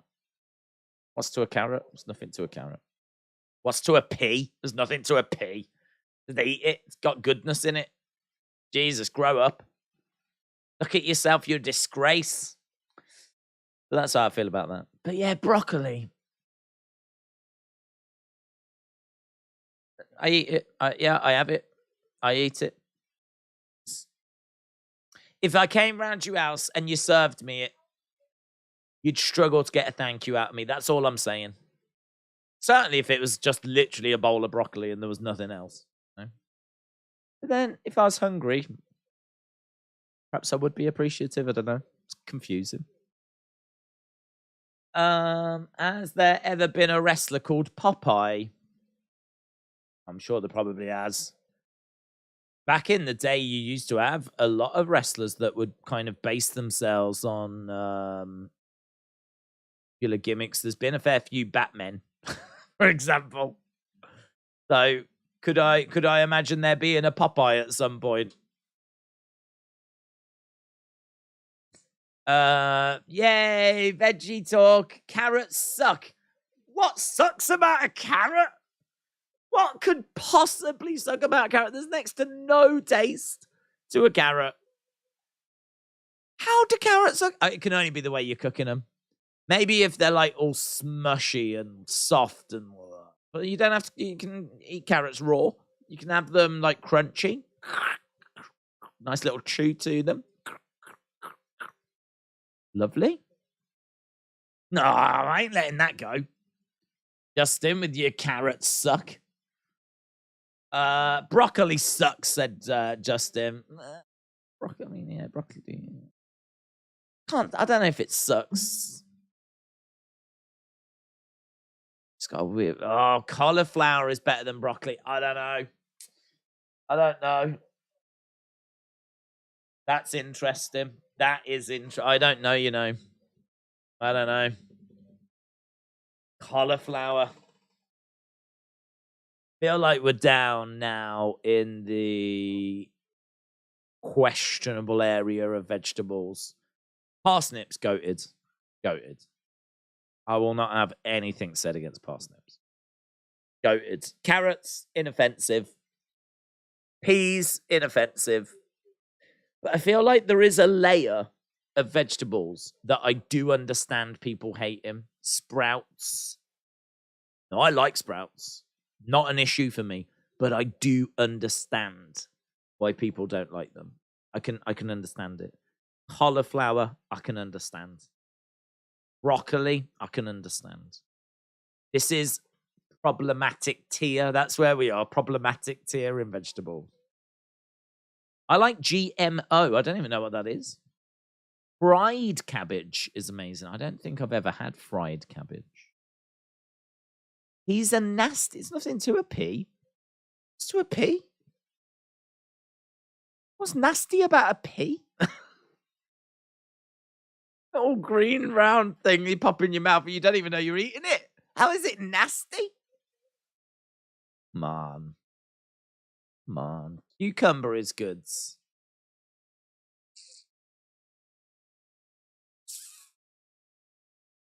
Okay. It's okay.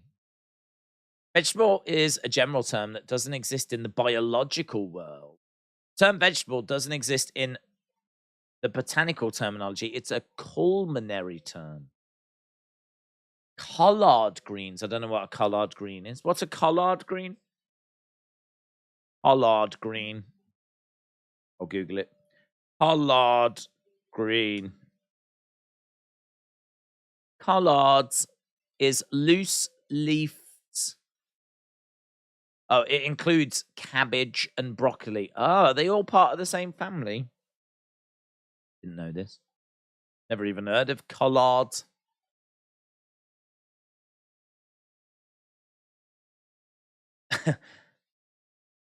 What are collard greens called in the UK? They are called collard greens.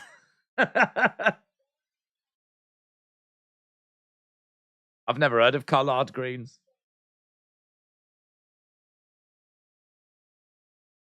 Best collard greens recipes. Southern style collard greens. Clearly my vegetable knowledge is lacking. You've got to mix them with mashed potatoes. Only gravy goes on my mashed potatoes, says Austin. Kinky. There's Meiko, Satomura. The final boss. Oh, huh, huh, huh, huh.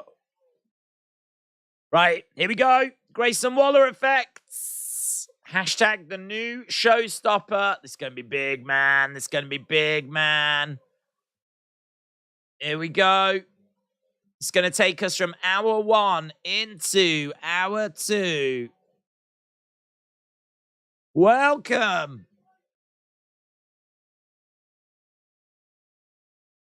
Go. I haven't got time for your questions. Bring him out. It's Shawn Michaels. Wow, I am excited to see what happens tonight on the Waller effect. Sexy. Look.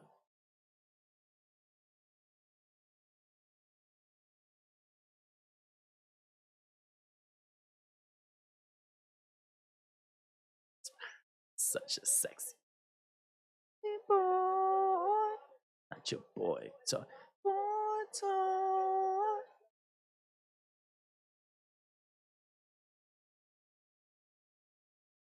Boy toy. Shawn Michaels on NXT. I mean, we all know he runs the thing, but it's still really cool to see him on the show, isn't it? Really cool.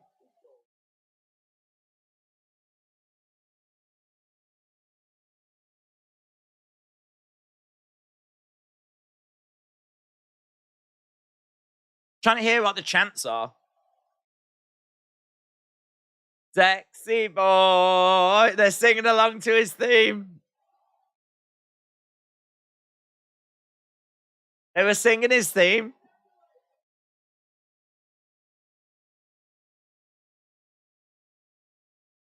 HBK, HBK, HBK, HBK. He's got a big smile on his face. Oh, man, it's a big segment, this, isn't it? It feels great.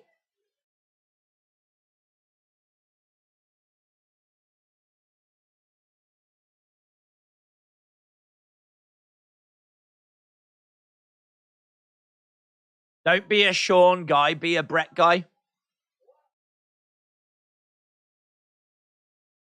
We're going there, are we?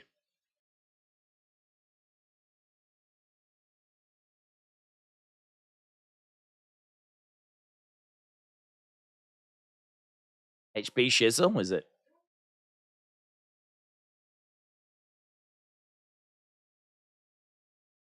We used to be cool. You would talk. You would ask me questions. We were cool at one time. Why is that? But it's not now.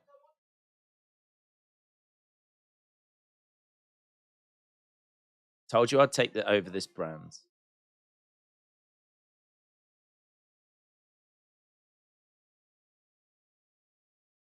I'm the best on the mic. I'm the best in the ring. Crowd are booing.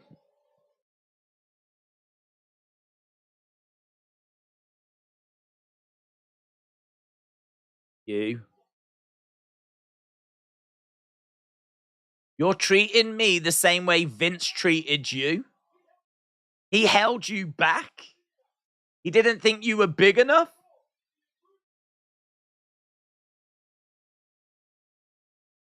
Now you're Vince. This is so weird. This is so weird, but in a great way.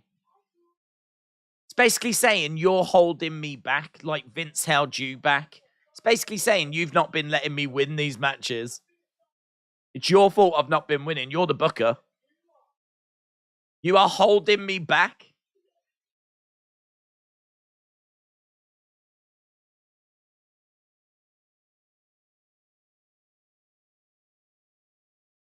Lost at Vengeance Day.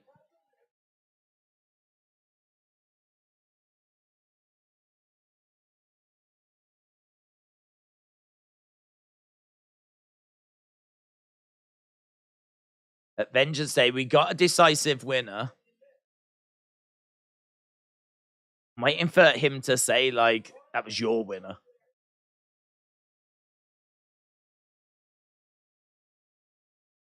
think Grayson could do a solo Waller effect. The person you need to look at is the guy in the mirror. Mitchell said this is a really good promo. I love the Vince references.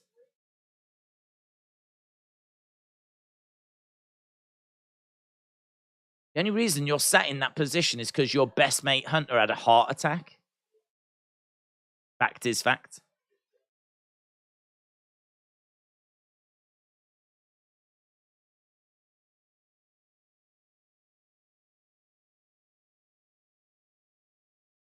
I stepped in because my friend needed me.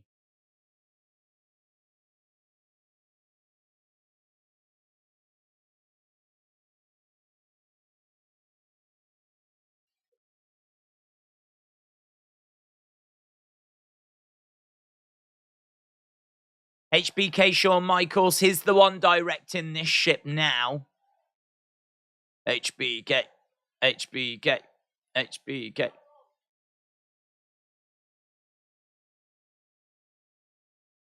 You are steering the ship and we're going into an iceberg, said Grayson.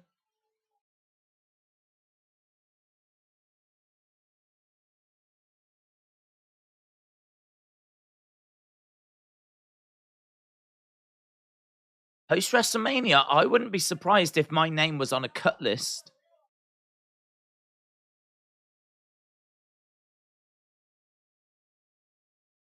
I am NXT. You're no good at booking, Sean. We need more XYZ on Quinn, said Austin.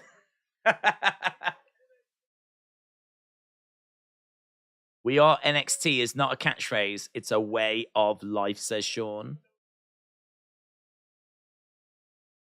Kevin Owens, Sami Zayn, DIY, Undisputed Era, EO, Asuka.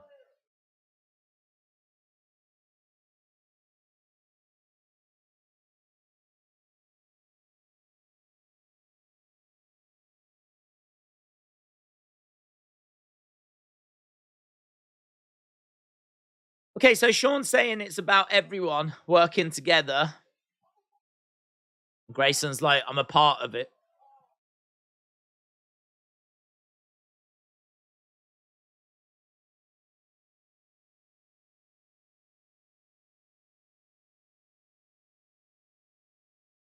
Where's it going, though? Where's it going?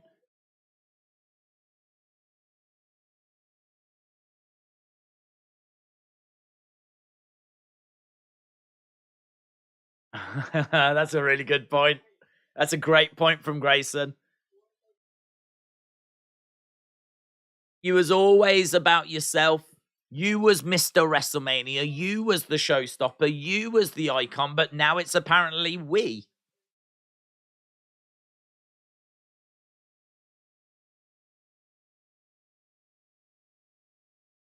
When I walked in these doors, I knew this place was special, says Sean.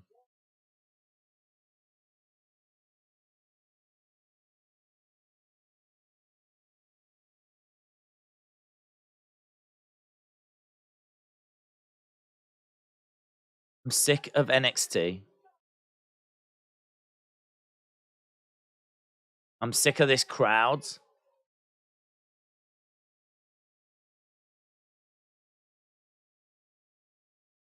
It's the same people in the same clothes every week because they're too poor to afford anything else.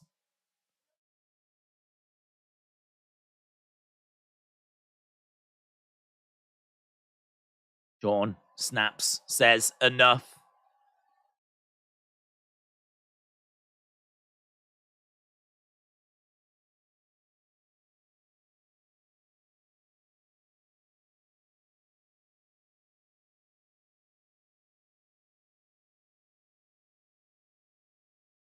Not ever run the brand into the ground. If you want to lay into me, do it. People bigger than you have been doing it for 40 years.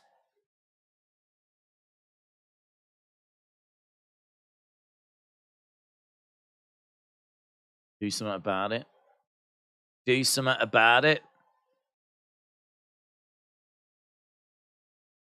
Me and you stand and deliver. Show everyone you got one left.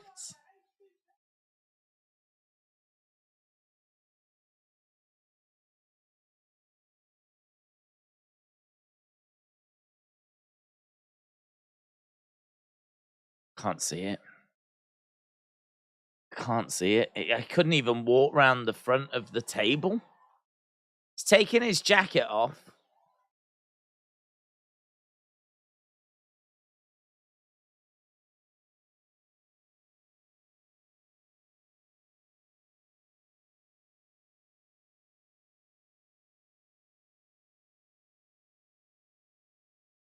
Think you're something special.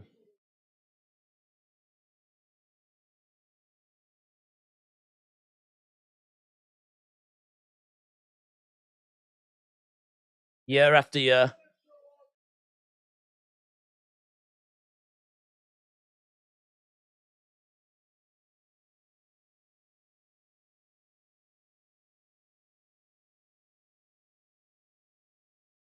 I know you think you're special, but you're just a guy doing it in 2023.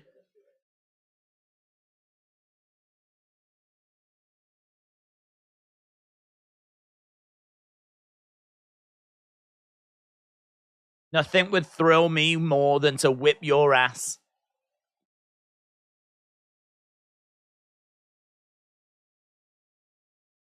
But the reality is someone wants to do it more.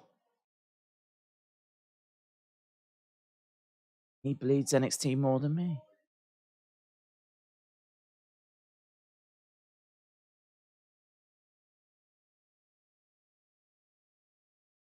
Who is it?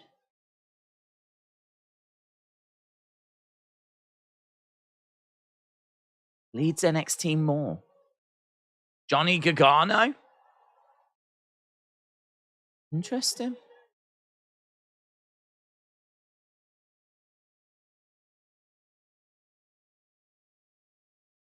Interesting. With his horrible music. Johnny Gargano is back in NXT. Wow. How do we feel about that? Johnny's going to be on Stand and Deliver NXT rather than WrestleMania.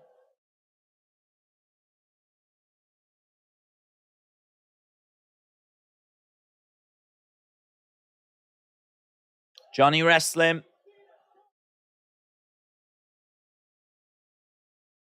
Big Johnny wrestling chants.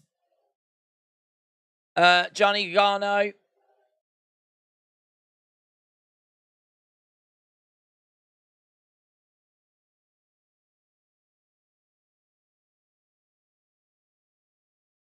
I don't know how I feel about it. It's a weird way to do it, isn't it? Like, I want you, Shawn Michaels. I want you at Stand and Deliver. Well, you can't have me. Here's Johnny Gargano. They've been calling me out year after year after year after year. They have desperately been trying to get me for WrestleMania dream matches. But just so you know, I'm not going to do this either. Here's Johnny Gargano. I love Johnny. I'm a massive fan of Johnny. But when you've got the carrot being dangled in front of your face of maybe Shawn does one last match, it's hard. Like, it seems like people in the chat love it, but like it's hard for it to go. I don't know. It's weird. It's just a bit of a weird way to do it. I mean, I loved the back and forth. I loved the conversation. I loved the Grayson Waller effect. Brilliant segment. But I couldn't lose my mind for Johnny coming back because of the fact that there was might have been a tiny carrot, baby carrot, little baby carrot being dangled of like Shawn one last time. Thing was though, when he got up and he walked around the front of that Grayson Waller effect like table, you could see he wasn't walking very well. You could see like, you know, it's labored, isn't it? It's labored. So I can't say I'm surprised that he turned it down. I can't say I'm surprised he turned it down. Who took out Johnny? Who was it that kicked, like, someone beat up Johnny before he's left? Was that Grayson? Is this him getting revenge? Can't remember. Like, I remember Johnny getting beaten up, getting attacked by someone, and then they were bragging about it, and it feels like Grayson could be that person. So there could be some history there for them to play on. That certainly would explain as to why it was Johnny, but I don't think we touched on that if it was him that was beaten up. Shawn is Johnny's idol. Waller was the one that took him out, says Dom. I love Grayson Cena instead of Theory at this point. Grayson Cena. Makes sense. Waller was the one that wrote him out, said Serious Gaming. They probably should have mentioned that, though. Because, like, even I've had to sit here and go, was he the one? And honestly, I'm not 100% certain. It's only you lot confirming it. So, probably could have just mentioned that. But, yeah. I mean, look, it's going to be a great match, isn't it? It's going to be a great match. Johnny wrestling, Johnny takeover. So, Johnny at Stand and Deliver, taking on Grayson Waller. I wonder what you do, because, I mean, like, if Johnny wins, that's still not going to be great for Grayson. I feel like Grayson's probably going to have to win. Huh? Grayson Cena would have been amazing, said Jim. It should have been Velveteen Dream. Dude just keeps getting into too much trouble, doesn't he? I didn't expect Velveteen Dream. I mean, he was accused of a lot of stuff. And then he was arrested as well for something else. So he just seemingly keeps getting himself into bad situations. To be fair, I feel like he talks about top matches. He said no to for long enough and to know he wasn't going to do it way before Johnny came out. To be fair, I feel like he talks about all the top matches he's already said no to for long enough to know he wasn't going to do it way before Johnny came out. I don't understand. Tim said Velveteen Dream is cancelled. Are you saying that he says that he turned down those matches, that we knew he wasn't going to do it way before Johnny came out? Because my counter to that would be it wasn't way before Johnny came out. He was talking about how he turned them down. You know, he was saying, I've turned down all these WrestleMania Dream matches and all this kind of stuff. And he easily could have said, but I've still got one match left in me. Like, he could have easily took it that way. As soon as he said about, like, he said, but there's someone that wants you more than what I do. That, from the moment where he basically confirmed he wasn't going to do it to the moment that he brings Johnny out, that's next to no time at all. I would have to disagree that it was a long time between him turning it down, the match, and then bringing Johnny out. Gigi is in the ring. Ganlin said, Daze, is Roadblock the same thing as Fastlane? Because they're both pay-per-views, same WrestleMania taglines, but different graphics. They're just different names, different shows. I don't believe that it is Fastlane rebranded. So I think it's just its own thing.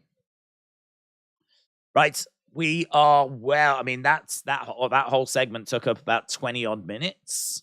That had quite a bit of time. Here's Jacy Jayne making her way down. Gigi Dolan already in the ring. Bang. We are back from commercial break. Yes. It'd be cool if Grayson cuts promos on Raw now for Johnny, said Jim. Serious Gaming said maybe Johnny couldn't make it to Mania. At least he's at Stand and Deliver. Well, they're on at the same day, aren't they? So I can't see why he wouldn't be able to make it to Mania. I think it's probably more true that they just don't have anything for him at Mania. They don't have like a feud ready for him to you know, be a part of. Yeah. Maybe this is a way to introduce Grayson Waller to the main roster. He could feud with Gargano and even beat Dexter Lumis. That is true. We have seen this before, though. Wasn't Grayson Waller coming up to the main roster and being on Raw and being featured on Raw last year when he was feuding? Didn't he feud with AJ? I've got a feeling that he was in the crowd during Raw, as he was feuding with AJ Styles. I mean, you are right. Looking at it from that perspective. I was looking at it from Johnny's perspective of, is it a bit of a shame that he's not going to be on the WrestleMania cards? But equally, if you look at it from the Grayson Waller perspective, it's, good news that he's going to be going up to Raw. I think you're right. I think he will be used on Raw. I think there will be like a few little segments. Triple H will always try and help out NXT, won't he? He'll always try and help out NXT. That's his baby. And I was like, baby, baby, baby. Why would they bring Waller to the main roster? He hasn't done anything. He's a great talker. He's a great talker. He's very entertaining in his segments. He hosts a talk show. He is someone that could go to Raw, have that Grayson Waller effect talk show, take some time out of the show, like have a segment easily. Yeah, he would be great on Raw. I don't think he'd. I don't think he would go onto SmackDown. I could see him being on Raw. I really rate him. I really rate him. Tommy said they had Dolph on last year, and this year it's Johnny. I feel they have a main roster star at Stand and Deliver every year now. RJB said, I don't get it. Johnny was trash. I never understood why anyone liked him. He's too small and he can't wrestle. You could find a bunch of guys to wrestle. If I look like I can beat him up, that's bad. He's a great wrestler, though. If you look at his matches, like, he is small. And I do understand that's a barrier for certain people. I also like wrestlers to have a degree of size to them. But if you are small, like, say, Rey Mysterio, and you can do the things that Rey can do, then you make yourself believable that you are able to hang in this world. Johnny might always struggle when he comes up against the likes of a Roman or a Brock or something along those lines. But he is someone that is still a very, very capable wrestler. I mean, he is Mr. NXT TakeOver. His match against Andrade was fantastic. His feuds with and matches with Adam Cole and Tommaso Ciampa, absolutely brilliant. I mean, I feel like smaller guys being in combat sports is obviously no problem. I mean, if you actually see how big Floyd Mayweather is, he's small. If you look at how big Conor McGregor is, he's actually small. Conor is not that big. Neither is Floyd's. And they're two of the biggest pay-per-view draws ever. So, like, you don't need to be a big guy to be a success. I think the problem with wrestling is that we only have one world championship. Well, we have two. We have the Universal and we have the WWE, but equally, they're not managed by weight. So that means that the heavyweights are always going to be the favorites when it comes to winning those titles, and there's nothing for the smaller guys to go for. This is why I've for the longest time, I've been a big advocate in having at least a cruiserweight belt, and WWE tried to do it, and it was the right idea in my opinion, but they completely botched it. They basically had a tournament full of people that we'd never heard of. And then they did this tournament, crowned a winner. They tried to use it in segments on Raw. It was a horrible purple color scheme, which just didn't really look that great. They tried to keep it separate from the rest of the Raw roster. The problem with that is that you've got people the same size that are on Raw. So it kind of felt like it was this separate thing, but not even a separate division. Like, if you're going to do a cruiserweight division, put all the cruiserweights in that division. Put everyone under a certain weight. Everyone. Rey Mysterio, Finn Balor, Johnny Gargano, everyone, if you are under that weight, you go in that division and then have like a world cruiserweight champion and have it main event cards. Like it is basically the WWE championship, but just for a lighter weight class. And make a massive deal out of it. No, you can't tell me that like Rey Mysterio versus Johnny Gargano or Rey Mysterio versus Finn Balor, it would be a bad match or a bad main event. Like you could easily main event like B shows, or arguably if you built it and did a good story, Mania Night 1. You know, the heavyweights are always going to get the big spotlight like Mania Night 2. But like yeah, I'm a big believer in that because it's proven. It's done in other sports. It's done in UFC. It's done in boxing. It's done in these other sports where we see that it works. As we said, biggest pay-per-view sales are not heavyweights. You would think that it would be the Tyson Furies and the Klitschko's and all these kind of people. It's not. The biggest, the fights that get the most interest have been the Canelo Alvarez's. Canelo? I mean, what's he? A middleweight. Middleweight for Canelo.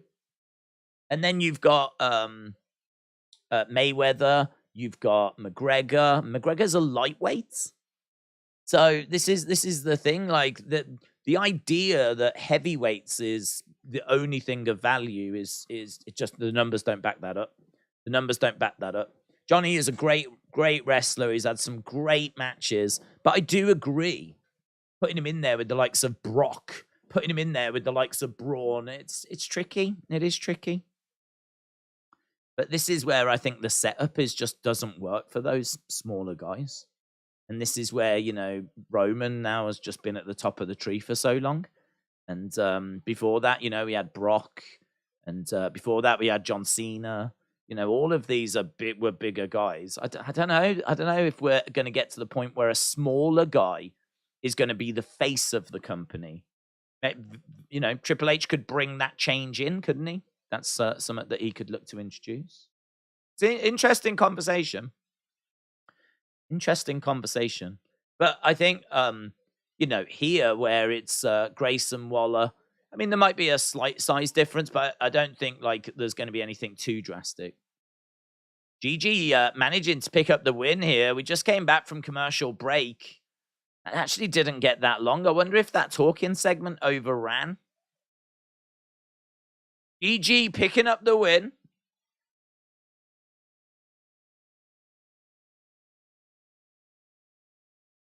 I didn't expect that. I really thought that we would get Jacy winning and then we would do the rematch at Stand and Deliver. A weird little finish that is. I'm really surprised. I'm surprised this didn't go on for longer, but then I suppose we haven't got long and we've still got to do the women's championship match. Jacy attacking Gigi after. Gigi down. That was sudden, said Jay. It was sudden.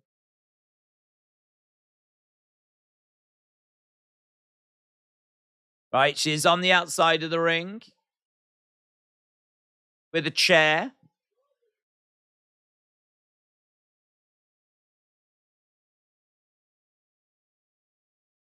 Puts the chair over the head of Gigi. Officials are coming down to prevent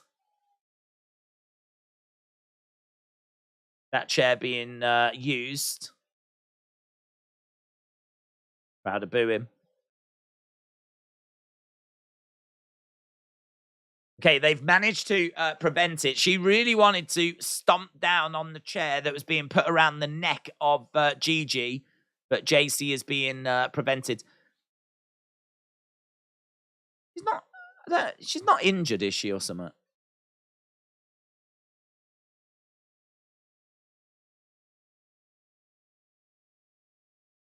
Here's Fallon. Fallon talking to Brooks Jensen.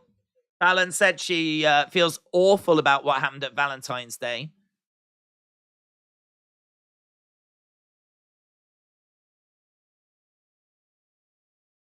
Those roses you left.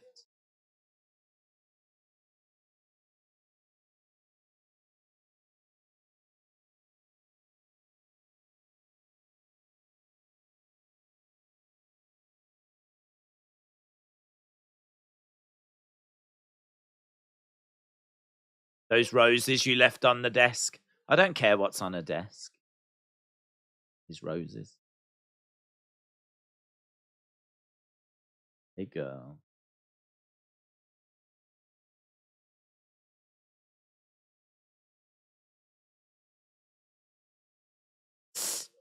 Kick the ref in the balls.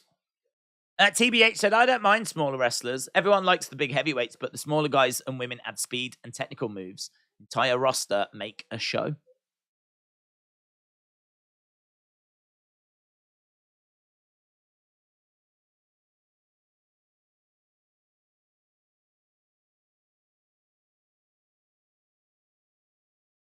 You are right.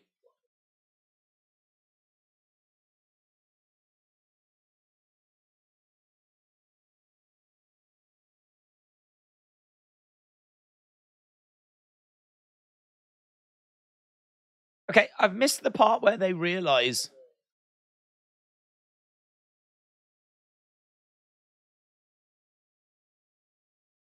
Okay, so Fallon said, based on his reaction, he wasn't the one to send the roses. So they've worked out he didn't send the roses.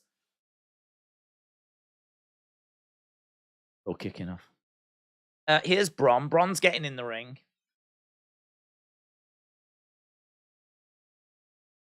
I was meant to come out here next week.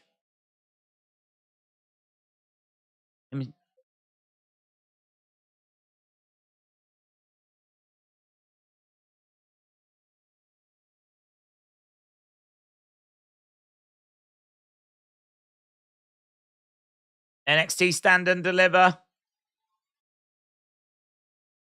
Carmelo Hayes. So Carmelo Hayes being called out by Bron Breakker. You suck, Bron signs. Hello, don't miss. I was in a cave. Announcer said a near full sounded like he was pressed to end it. Maybe an injury. Time for our paths to finally cross, says Carmelo.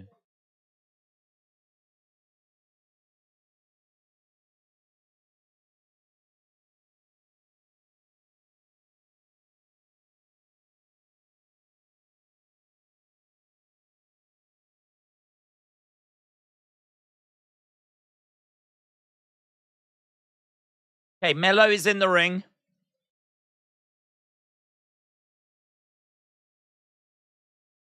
Me and you, we've been on our own paths.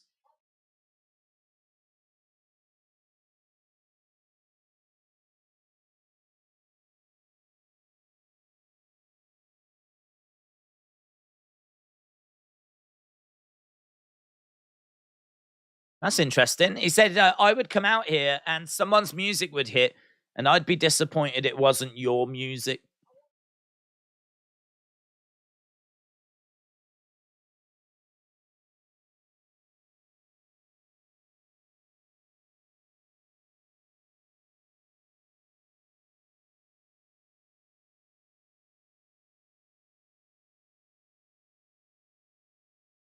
I always made a point to watch you, said Carmelo.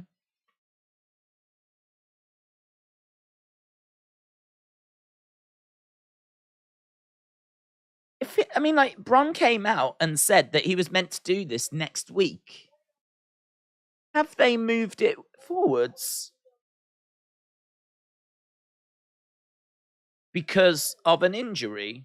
Because that match between Gigi and Jacy is super short. I'm guessing that they've done it because they had advertised it. And they now got to fill time. And so they're filling time with this that was meant to be for next week.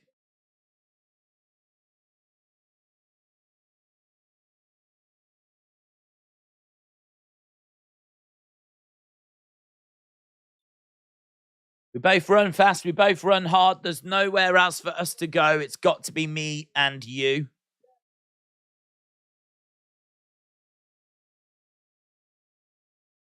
Doesn't feel right.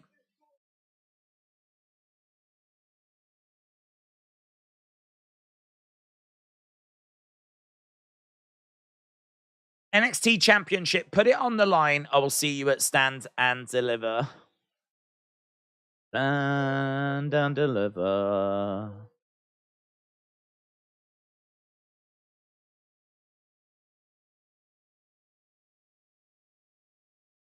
Okay.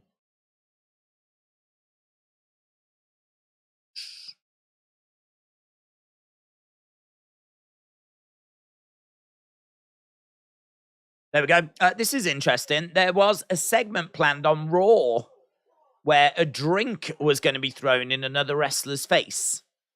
Throughout the day, there was some backstage news. Oh, look at this. We got Thea Hale and Tyler Bate.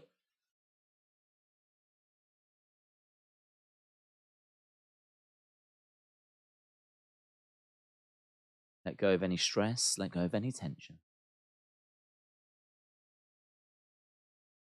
Amazing. She loves it.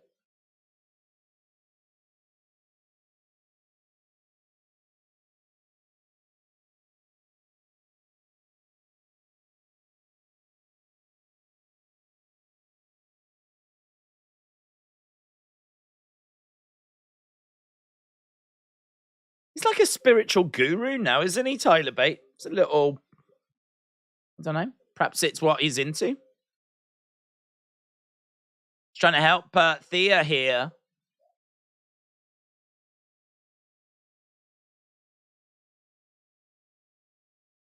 Good luck with your match tonight, Mr. Chase.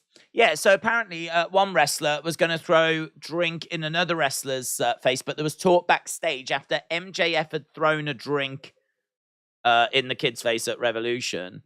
That apparently it changed.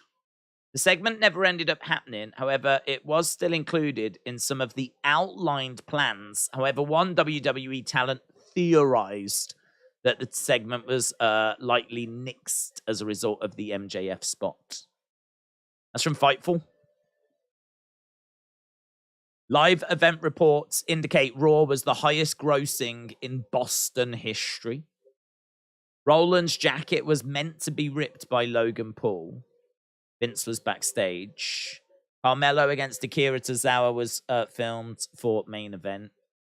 OC against Maximum Male Models was filmed for main event. There we go. A few little bits of information there from Fightful. Thank you, Fightful. Tyler Bates. If Carmelo doesn't beat Bron, then NXT is dead, says Kevin. Bron Breakker and Carmelo Hayes sucks. They need to be released. I think they've got high hopes for both, to be honest. What possible storyline or feud can fans possibly get invested for with Bryan Danielson now that it's a foregone conclusion that Tony has got no intention of making him champion? Could it be an all-Atlantic feud with Orange, says Daniel. What could you do with Bryan Danielson now? Get him away from Blackpool Combat Club, because that's not doing it. I think Danielson, I don't mind him having a protege.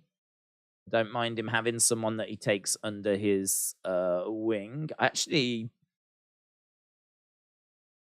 don't mind him going into the tag division for a little while. Don't hate that. Because you're right, singles-wise, I mean, he's just been at the mountaintop. And to get to the mountaintop, we saw him have quite a few singles matches against various different people. So we've seen him have a fair few singles matches recently. And then he's gone for the title and fallen short. So don't mind him going after the tag belts, to be honest. I'd have a little look at that. Which is a bit weird because I don't think Blackpool Combat Club worked, and I think Bryan Danielson is better as a single star. But I agree. I mean, I wouldn't have him go after the All-Atlantic Championship. I wouldn't have him do that.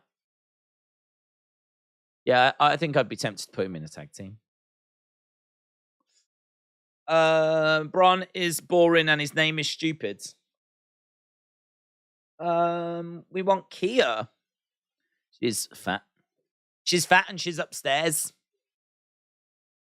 He hasn't been with them in a while. Also, has it ever been said he always comes out the heel entrance ramp? I don't think that really is a thing now, to be honest.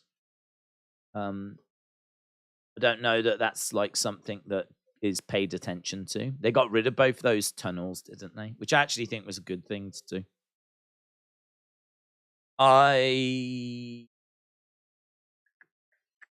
He hasn't been with them for a while, but I think we need to get some clarity. We need to get it sorted as to what's happening with Blackpool Combat Club. And with William Regal not around anymore, it doesn't make sense as a name. So, like, I'd get him out of it. I don't see much of a future for that group. And I can't say it was doing anything for me anyway. Right, we are underway with our next match. We got 20 minutes left to go. I think things have overrun because we have come back and the action has started. Andre Chase throwing himself at Gacy. Gacy on his managing to get back up to his feet. Knee strike there to Andre Chase. Would you have Carmelo beat Braun? Yeah, I think I would. I would have had Grayson Waller beat Braun, to be honest. But yeah, I probably would have Carmelo do it. I'm definitely ready for something different.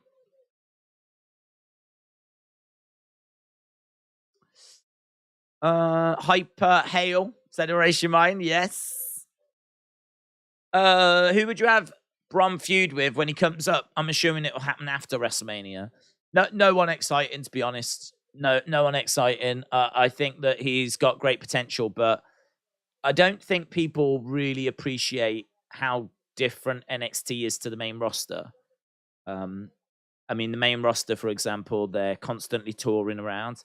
I mean, here they can go back home and live at home, and they've got a lot of time to train, a lot of time to plan their next segments. They put on a show on a Wednesday. They do house shows, but honestly, I've been to an NXT house show. It's about 200-300 people in a gymnasium, and I'm not lying. I'm not being nasty. It was there was basketball hoops. It was a gymnasium in Tampa, and it was amazing. I had a fantastic time. If you ever go to Florida, you've got to go to an NXT house show because you are going to see WWE superstars of tomorrow in the smallest venue you could hope to see them. I went to this gymnasium in Tampa and I saw Dakota, EO, Shayna Baszler, Viking Raiders, Kairi Sane, Keith Lee. Amazing. I could not recommend it more. A wonderful experience. And they have some wrestlers for you to meet as well when you go to the house show. So, yeah, brilliant. So, yeah, I wouldn't do anything too crazy, too strenuous, because I think to go from this world to living in hotels and traveling around as much as what they do, and all the media commitments that they have on top of what you see in the ring, and just playing, walking out the nerves, or everything. All of a sudden, you're not being viewed by 600,000 people. You're being viewed by 1.82 million people. You're not playing in front of the same people you see week in, week out in the crowd of 300 or however many. It's 10,000 or whatever. Like, it's just all so different. The star power as well, even the backstage etiquette and stuff like this. I'm actually listening to Brian, is it Gerwitz? He's got a book out. He was a writer for WWE, and he's got a book out. And I've got the audio book, and I'm listening to it. And, some of the rules that are backstage are crazy. Apparently shaking hands is a big deal. 1, 2... if you've got to shake people's hands, saying hello and just saying hello is not enough. Apparently, shaking wrestlers' hands is a big deal, according to Brian Gerwitz in this book. Thea Hale races round. She starts screaming at Ava. Ava's like, yeah, look at that. She starts shouting at her. Ava just smiles at her. That's Thea. Gacy picks up the win, though. Look, you can go from the highs of standing up to your fears to the lows of seeing your friend get defeated.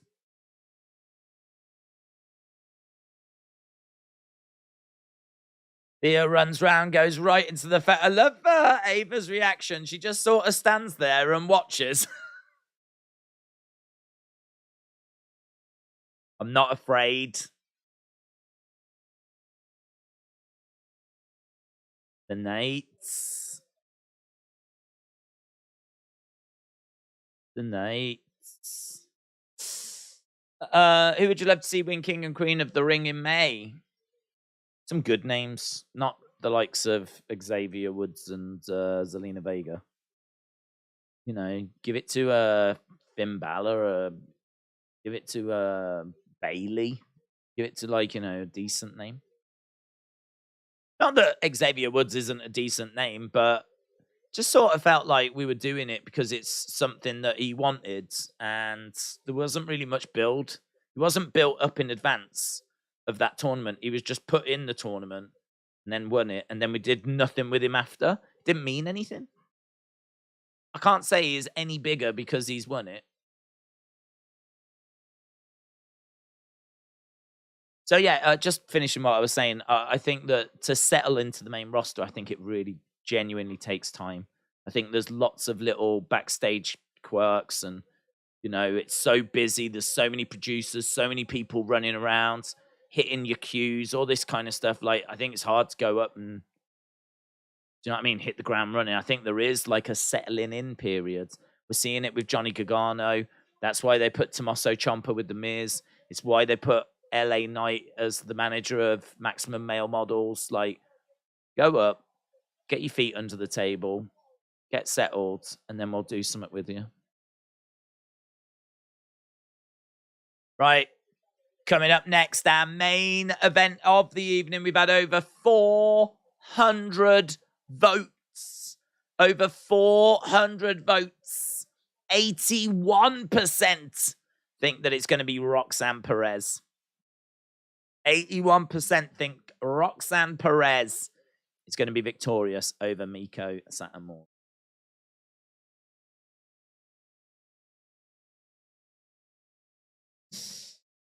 Commercial break.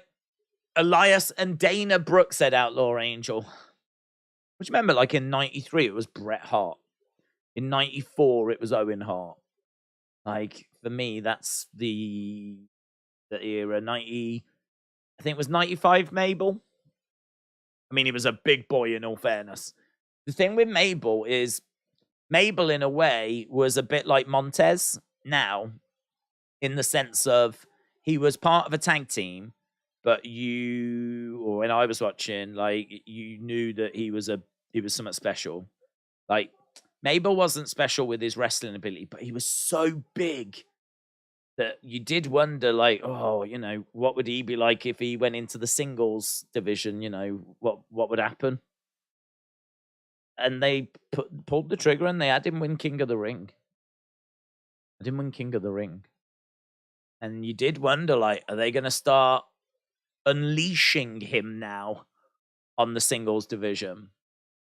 I mean, it didn't work, did it? It didn't work. So that might seem like a bit of a weird one, but I mean, he was so big. He was so big. I mean, honestly, I actually don't know if he wasn't Yokozuna size. And Yokozuna was world champion. The thing with Yokozuna, though, is that he was so agile. I mean, he was doing like big drop kicks, big slams. He was someone that could like wrestle, that just happened to be 500-600 pounds, you know? How heavy was Mabel? I want to have a look. In my mind, it's like... In my mind, it's about 500 pounds. Mabel WWF. 221 kg. What does that work out as? 221 kg in pounds. 221 kg in pounds works out at 487. 487. It's a shame he just couldn't put on those few extra pounds. Just get over that 500 mark. Because Yokozuna was 500, and then I think got bigger. And I think at one point we were pushing 600 pounds. Mabel, 487. I mean, obviously, I don't know at what this is Wikipedia, so I don't know if that's him at his heaviest or if that's him at a certain point. He's a big boy, though. Big boy. Passed away in 2014. Unsurprisingly, I mean, what did he pass away of, actually? Heart attack. There we go. He was cremated, and the widow divided his ashes into 500 pendants as gifts for his loved ones.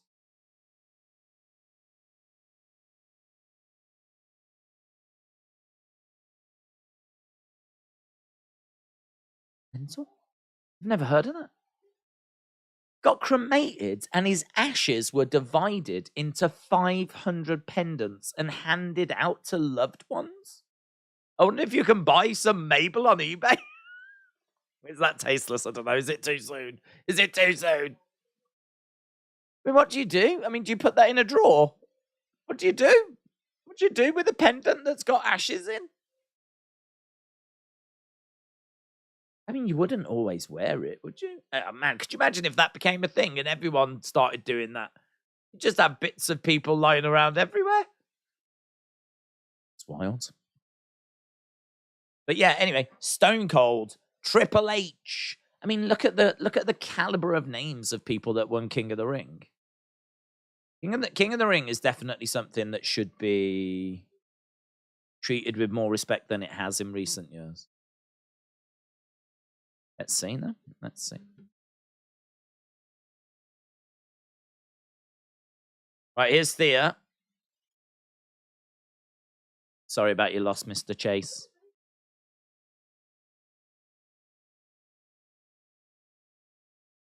I did everything Tyler told me to do, and it worked.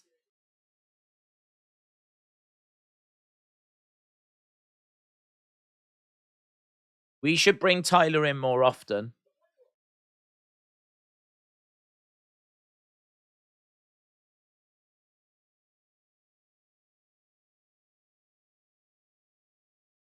We are an institution of losers.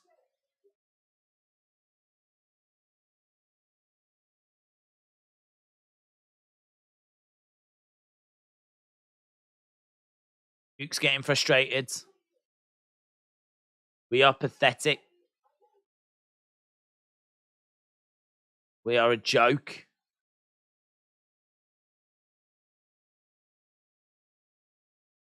I would like to see them start winning, in all fairness. I would like to see them achieving a bit more than they have been. Is Wesley.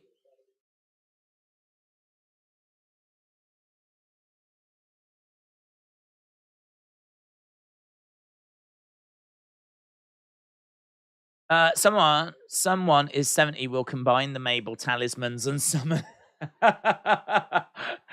Combine. Is that how it works? Does Big Daddy V come back to life if all the talismans are combined?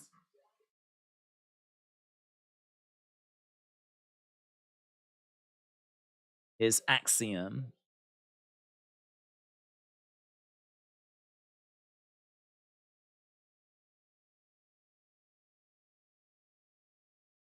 Telling you now. It will be me and you next week.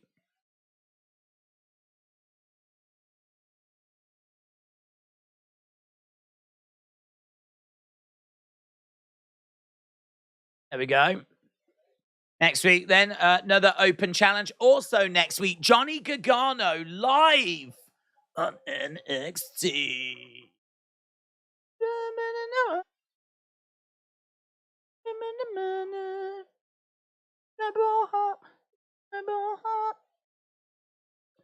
Here is the final boss. I carry that pendant every day. I love to viscerally smash opponents in the ring, said Carmelio. Who should Breaker drop the title to if he has to? Well, I really thought Grayson Waller. I really did. And it wasn't.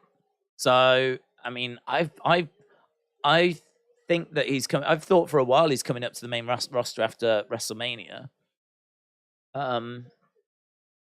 So I'm guessing Carmelo. I don't mind him dropping to Carmelo. I think I would have preferred Grayson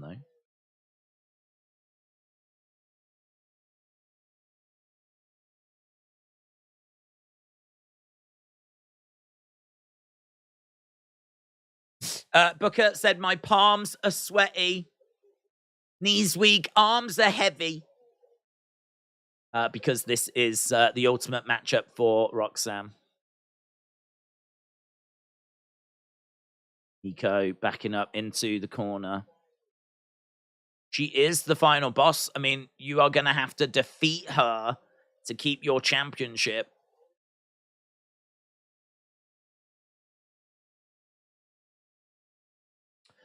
Mitchell said, if they're going to do this first to the ring gimmick, they need to have wrestlers camping out like the new iPhone is coming out. Yes. That would be brilliant. Few tents just start appearing. Or maybe someone could like get under the ring. And like we could like, where are you going? They just go under the ring and we follow them. And there's like a sleeping bag and a little TV and a little stove or whatever. And they're like, yeah, I want to be first for next week. Yeah, you could have some fun with that, Mitchell. You could have some fun with that.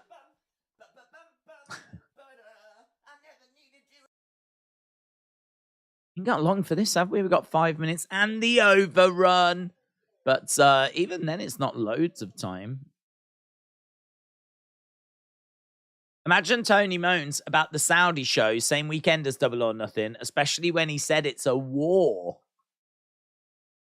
They're on different days, though, aren't they?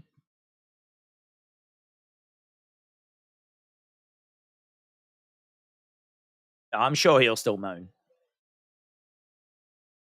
Roxanne Perez. Roxy chant. Meiko, Meiko, Meiko, Meiko. From Sendai. Oh, go to shake hands. Meiko pulls her in. Pushes her away.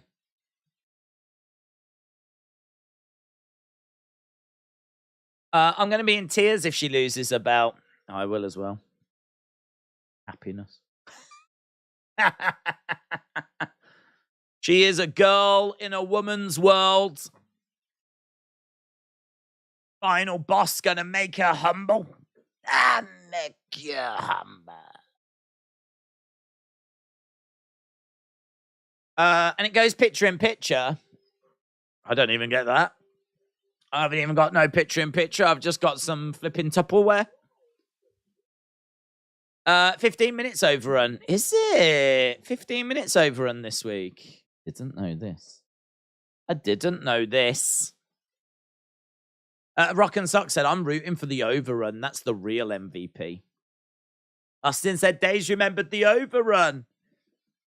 Pop it in the diary. Carmen Live said, my church in Hammond, Indiana, First Christian Church of Hessville, celebrated its 100th anniversary in 2018. Can you wish the First Christian Church of Hessville a happy 100th anniversary? Is it a good church or is it one of those bad churches?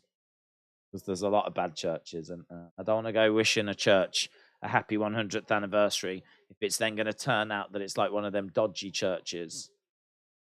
You know what I mean? There's those churches where the people go and like protest at, funerals and all this kind of stuff. It's not one of them churches, is it?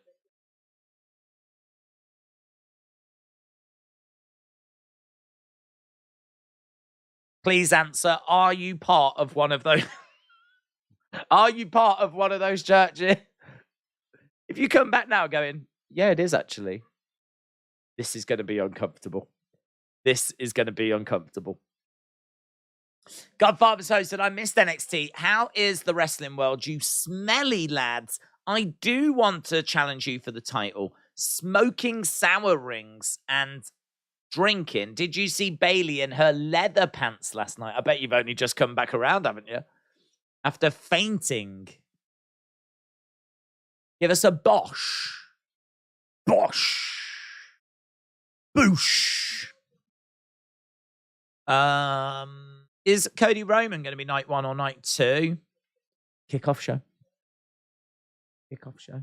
Night 1, kickoff show. Lol.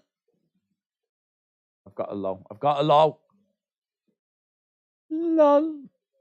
I'm thinking about doing a live stream in a New Mexico desert and cracking it open. Oh. Roxanne down, shoulder up there by Roxanne. Roxanne. Hugh Janus is the priest at that church. Hugh, shout out to you. Kicks the midsection by Meiko. Hip toss, beautiful.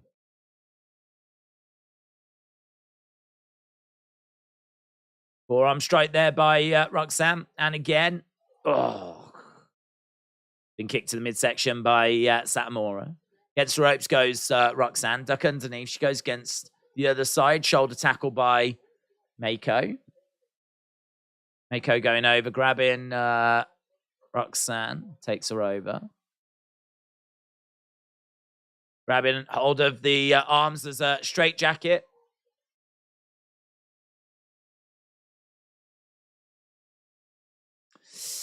Does anyone watch during picture-in-picture?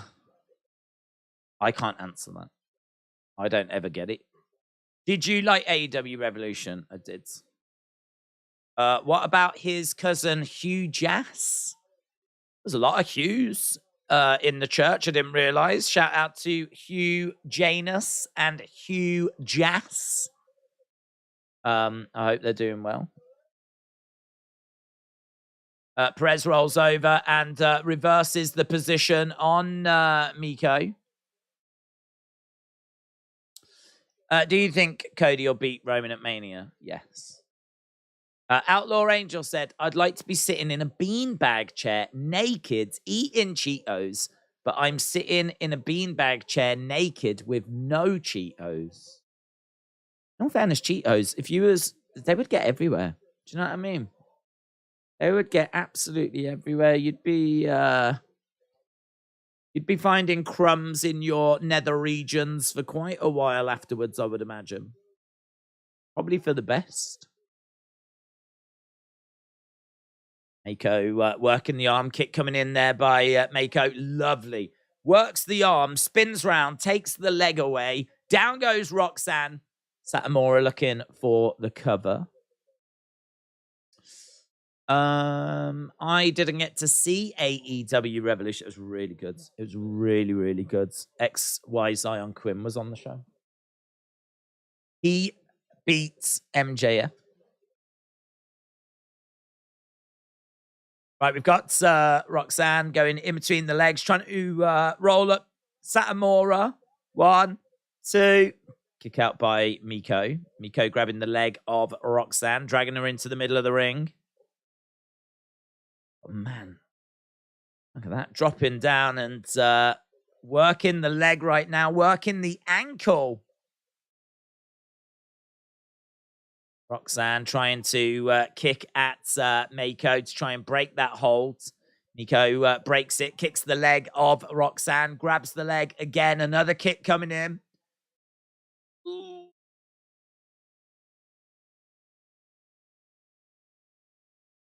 Steps through and again. Love that. The forearm on the leg and like rotating the foot over. Headlock applied here by Roxanne. Getting up to her feet. Shot coming in. And again there. by Meiko. And Roxanne goes against the rope. Shoulder tackle there by Satomura. Against the ropes again goes Roxanne. She charges into Satomura. Slap coming in. And again there by Satomura. Firing in some strikes. Starting to unload a little bit. Against the ropes goes Satomura. Collides into Roxanne. Roxanne goes down. Roxanne gets back up on her feet. Throws in some chops. And again. Forearm strikes. Back goes Roxanne. Oh, great kick to the chest by Satomura. Kick coming in again. Catches the leg. Good by Roxanne. Lovely. Lovely dragon screw. She does that really well. Dragon screw by Roxanne. Roxanne getting up to her feet, going over the corner. Crowd cheering her on. Roxanne charges over. Back elbow into Meiko Satomura. And again, Satomura's head smashing back against that top turnbuckle. Ooh, I tell you what, I'm loving that. Loving the way that those strikes are coming in and her head is just smashing off that top turnbuckle. Bang, bang. Against the ropes goes Meiko. Roxy moves out the way. Drop kick there by Roxanne. Meiko goes to the outsides. Trini, hello. I just had a stroke trying to read that comment. Calm down. Daze, I heard John Cena touched Austin Theory's private parts and I missed it. Can you give me a descriptive detail? He punched him in the dong. Not really much more to add to that, in all fairness. He said, you haven't got it here, you haven't got it here, and you definitely haven't got it here. Bang! Right in the dong. Seemed to vibrate around a little bit. There was definitely an aftershock. Roxanne going up, looking for a Russian leg sweep off the middle rope. Back elbow coming in by Meiko. Roxy is going up. Meiko holds on to that top rope. Holds on again. Elbow. Oh, and again. Elbow's coming into the top of the head, and she kicks her down. Roxanne goes down. Meiko is perched. Oh, knees up by Roxanne. Perez rolling up. Meiko to kick out. Trying to grow a good beard. What is your secret? Just losing hope with the world. Just give up trying. That's right. That's it. That's the secret. Don't try. Put zero effort, no effort in at all. Don't try and do anything. Just let it do whatever it's gonna do. That's my that's my approach to grooming. Roxanne on the shoulders of Satomura. Ooh, she slips. But Russian leg sweep. Going for the cover. To shoulder up. There is a Road to WrestleMania Super Show on TV this Sunday at 7:30. Is that? What is that? Bang.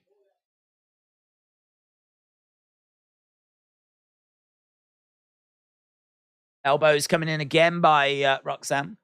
Nearly going 10 minutes overtime. A new record for NXT, said Big Time Baxter. Nice. Side suplex. 1, 2. Satomura. Nope. Gonna have to do more than that to put this young lady away. Why doesn't she just say to her, you know, BTS, they suck. And then I'm sure, because everyone about her age is into them, I'm sure she'd be heartbroken, and then you could capitalize and get the win. She comes crashing down onto the back of the head of Roxanne Perez. Shoulder up. Do you think Roxanne Perez is the new AJ Lee? Don't know. She can, for her age, she is very good in the ring.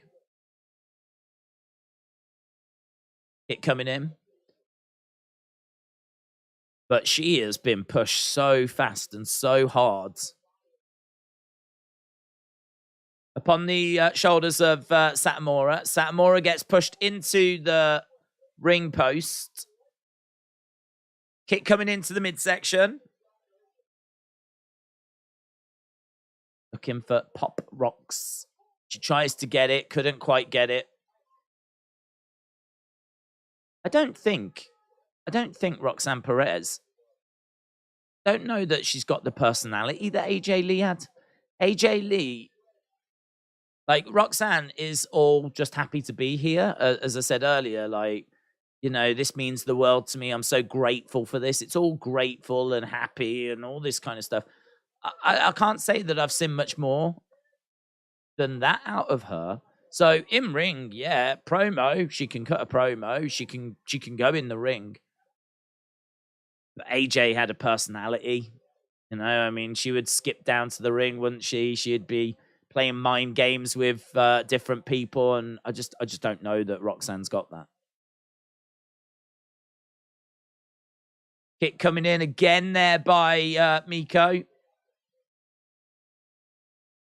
Crowd are split as both women are being cheered. Roll up by Roxanne. And there's the 3. It is Roxanne that gets it.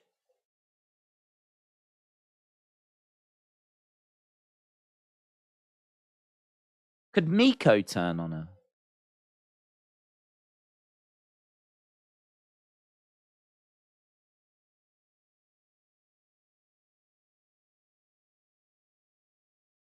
So there was kicks coming in by Meiko. How long have we got? 4 minutes. If it is gonna overrun, then we could see Meiko turn, or we could see Tiffany. That pin just doesn't come out of anywhere, does it?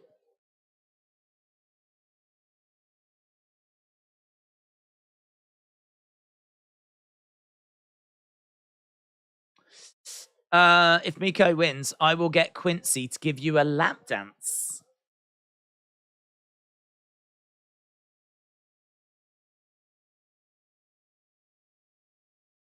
Meiko says no. She grabs the belt. Seemingly, she wants to hand it over. I'm wondering if she's going to slap the taste out of her mouth. Or if she is going to be respectful. He helps her. We know that Tiffany is next, so Tiffany could come out. Roxanne Perez goes down.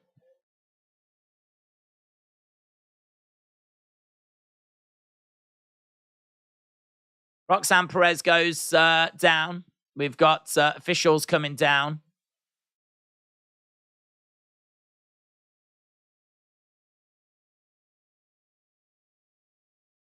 Okay, well, we do have a little something going on.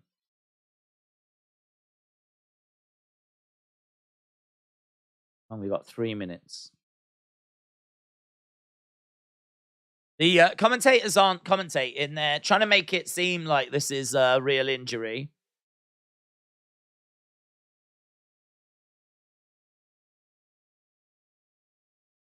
The gurney. Get the gurney. Is the gurney.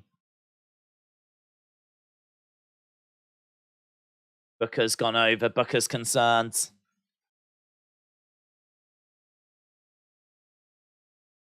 Booker's getting in the ring.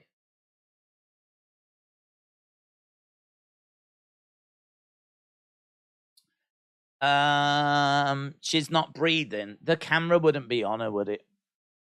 If this was legit, they wouldn't leave the camera on her. we wouldn't be getting flipping close-ups. I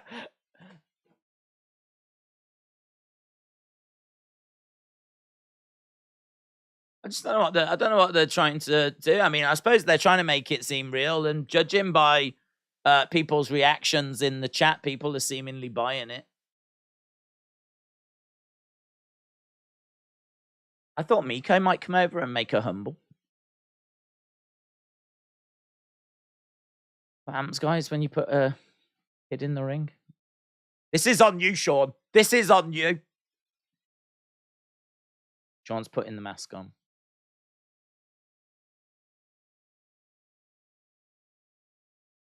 Is someone going to attack her? Is Tiffany going to attack her? Is Meiko going to attack her?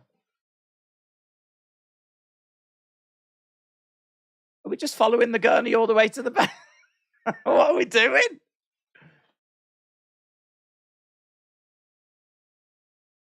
Oh, this is captivating. We are literally following this gurney all the way to the ambulance. We might just cancel the next program and go to hospital and watch the surgery and everything as well.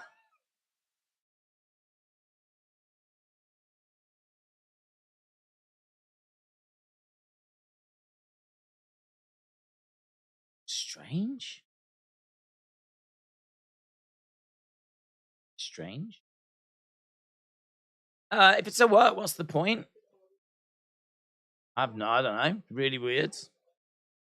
I'm 100% certain that is a work. There is no way they would leave the camera on her. If she is having a medical emergency, they would cut to the commentators. They would not leave the camera on her. Because she could be having a seizure and all this, and they wouldn't want that to be getting shown around the world. So I have no doubt in my mind that that is a work. But I don't know. I mean, listen, judging by the reaction in the chat, they seemingly there's people that believe that, you know, if that is playing out across everyone watching, then I'm guessing that they're doing it because they're thinking that people will buy it, and then they'll be worried for Roxanne, and so maybe they're thinking that'll be a talking point, like, how's Roxanne? Can we get a Roxanne update? Maybe they're thinking, you know, that. She collapsed in disgust at there being no Quincy Elliott at Stand and Deliver. What's the latest with Quincy Elliott? Is being cancelled? Because he got accused of some stuff, didn't he? And I haven't seen him since. But I don't know if he's been cancelled. They's called us trash. I actually saw trash in the... someone mentioned the word trash. I don't know if I didn't catch the comment, but I saw the words. I don't know if they were saying this ending is trash or what it was, but I saw the word trash. And that's where it came from. But you are trash as well. I've got no problem saying it. The refs wouldn't have come out. We need to send her flowers. Guys, I'm distraught. I am distraught. I really believe that Meiko Satomura should have won that match. I am devastated. I think the story will be that Roxy worked herself too hard for that match, says Jim. William said, you can quish a boob all you want, but if you don't put a bun in the oven, you won't get any milk. Okay. That sounds like launch codes for some missiles. We finished 5 minutes early. Can you pass out so that we can fill the rest of time? Do you reckon that's what it was? I don't know. I feel... I thought that Meiko was going to turn, to be honest. I was watching it and I was like, we've still got 5 minutes. It feels like something's going to happen here then. Or was Tiffany going to come out? Because we know Tiffany's the next one. And so I thought maybe Tiffany comes out, makes her presence felt. I don't know. I mean, the fact that I would imagine the ambulance is probably there anyway. So I can't say they particularly brought the ambulance in especially. So, I don't know. She drank a bottle of Prime before the match. That'll be it. In fact, she asked someone to get her a bottle of Prime. And then as soon as the match ended, she found out how much it cost. Because it's quite limited over here in the UK. And so she passed out from sheer shock. That's what it was. Cora Jade spiked Roxanne's pre-match drink. And it only impacted the second the 3 count was 1, 2, 3. So she gets it, she holds the belt up, and then it takes effect. It's a spiking that's got amazing accuracy. Amazing accuracy. Stay safe. She has drunk some rotten eggs and milk. Whatever happened to Cora? Where has she been? I don't know, actually. I don't know where she's been. Has she been injured or something? Has she picked up a little injury? What about her title? It's probably going to go to hospital with her, I would imagine. My son wants to know, why do you cook bacon but bake cookies? Why do you cook bacon but bake cookies?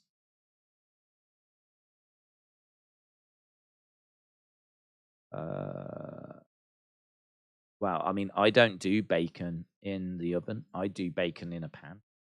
So I fry bacon. I fry bacon.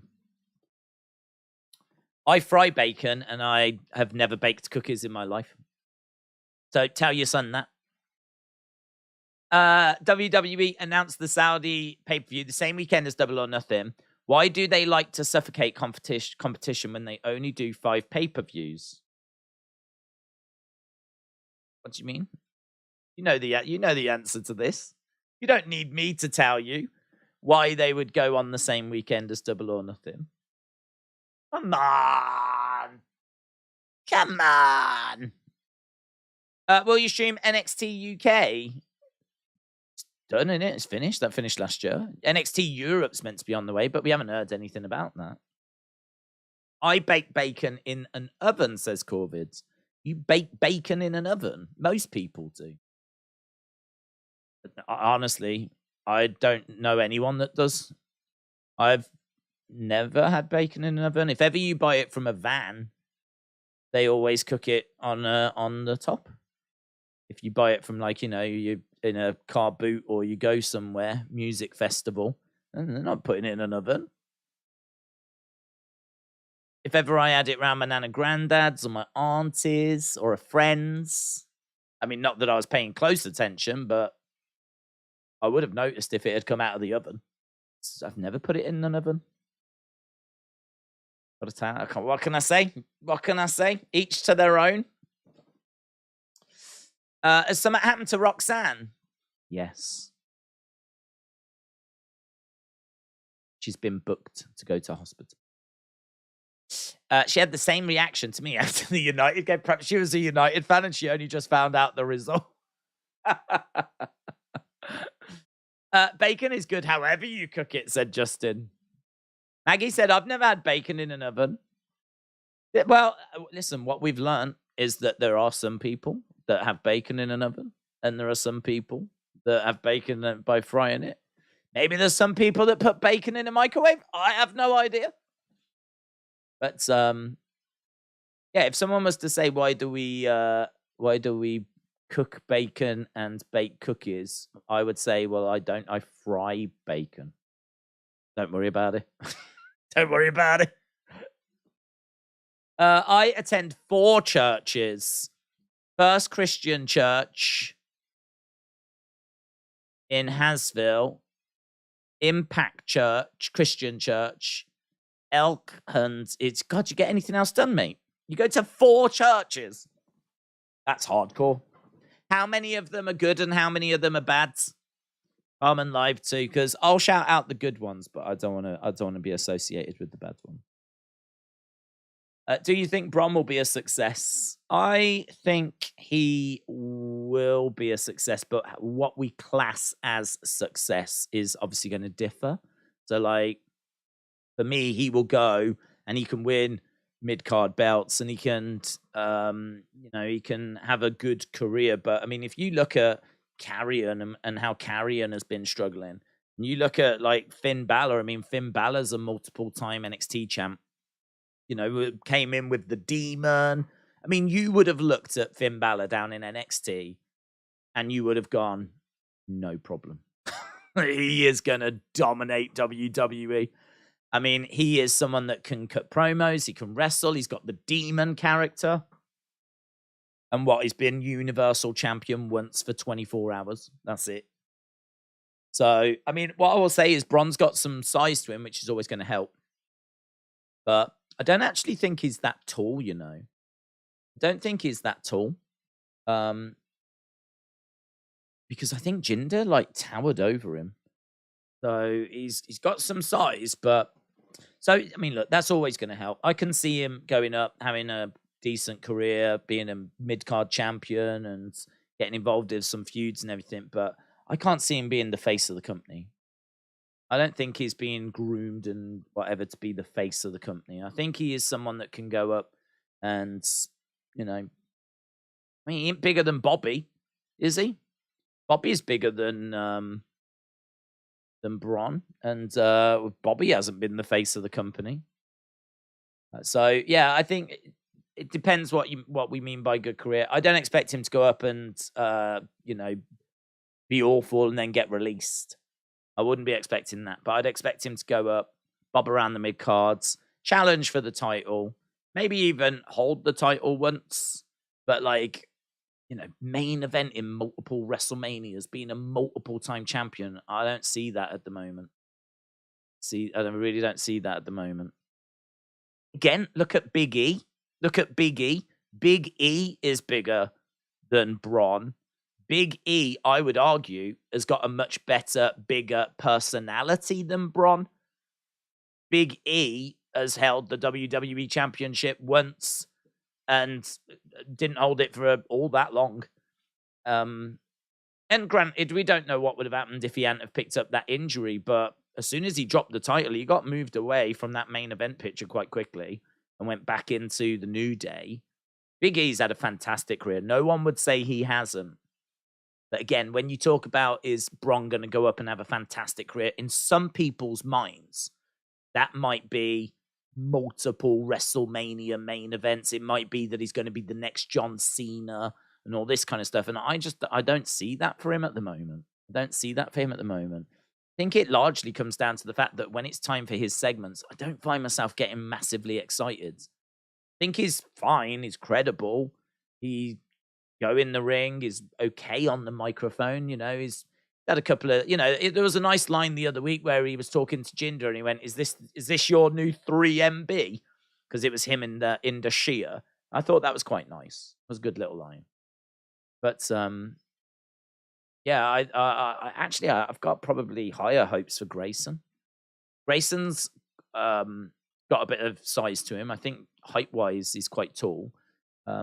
But he can talk, and we know that if you can talk, then you know that's a godsend for Raw and SmackDown. Like being able to talk is arguably more important than being a good wrestler. So I've got high hopes for Grayson Waller. Roxanne was doing her impression of Becky Lynch and Aubrey Edwards after a 2 count. Braun has family legacy. WWE love that, says Jim. True, but I can't say it massively helped Curtis Axel, who was the son of Mr. Perfect. And, you know, he didn't massively get anywhere. It's obviously worked well with Charlotte, but Charlotte is, like, very athletic. And I don't want to say she's underestimated because people, I think, can see the talent that Charlotte has got. But she's had a real rough time from fans because of the fact that they perceive that she's only got where she's got because of being Ric Flair's daughter. Fact of the matter is, even if she wasn't Ric Flair's daughter, she still would have had a stellar career. Would she have been a 14-time champion? Hard to say, but I've got no doubts that she would have been on the main roster and been a big player. No doubts. She's very, very athletic. So, you know, being the son of Rick Steiner's going to help. Certainly not going to be a hindrance. But they're not seemingly leaning on it too much because they're not using the Steiner name, for example. They are trying to make him his own man with being Bron Breakker. And yeah, I mean, it'll be a help, but we've seen examples where it doesn't always work out brilliant. Look at Ted DiBiase Jr. as well. Ted DiBiase Jr., the son of the $1 Million Man.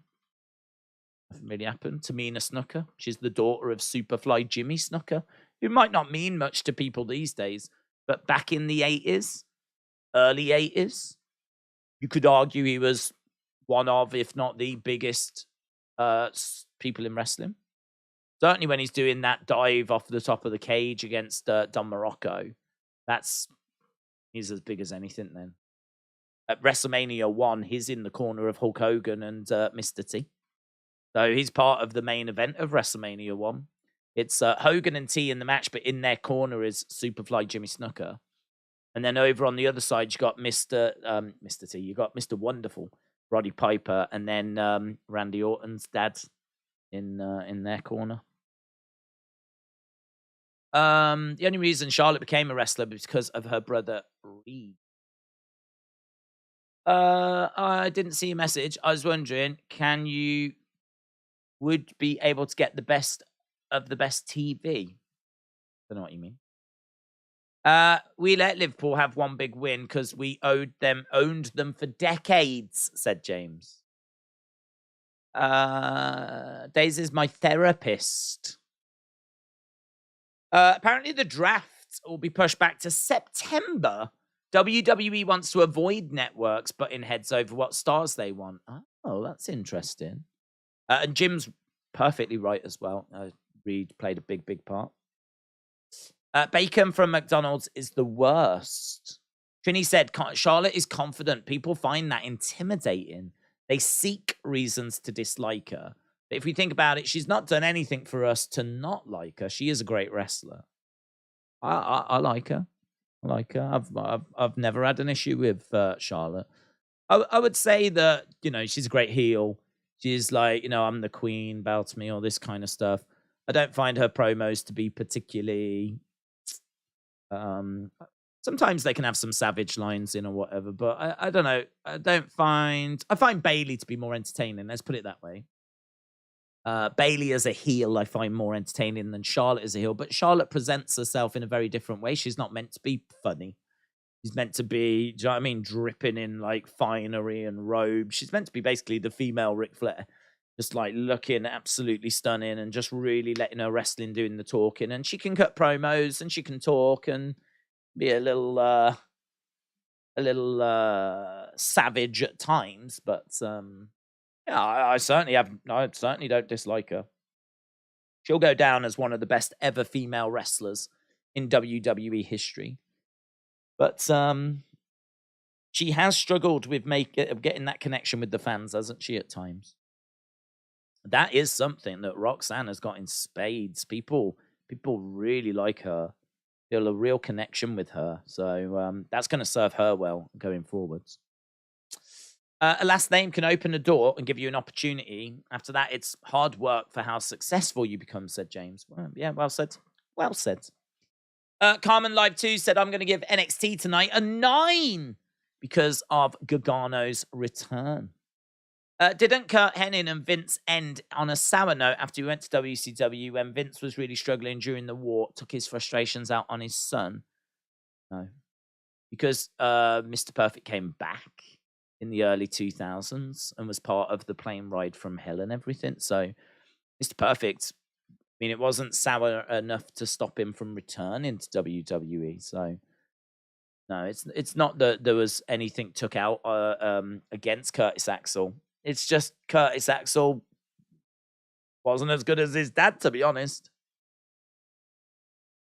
To be honest with football, I love any team can win at any time. It's not like American football in that you can get the best players you win. He has no gods.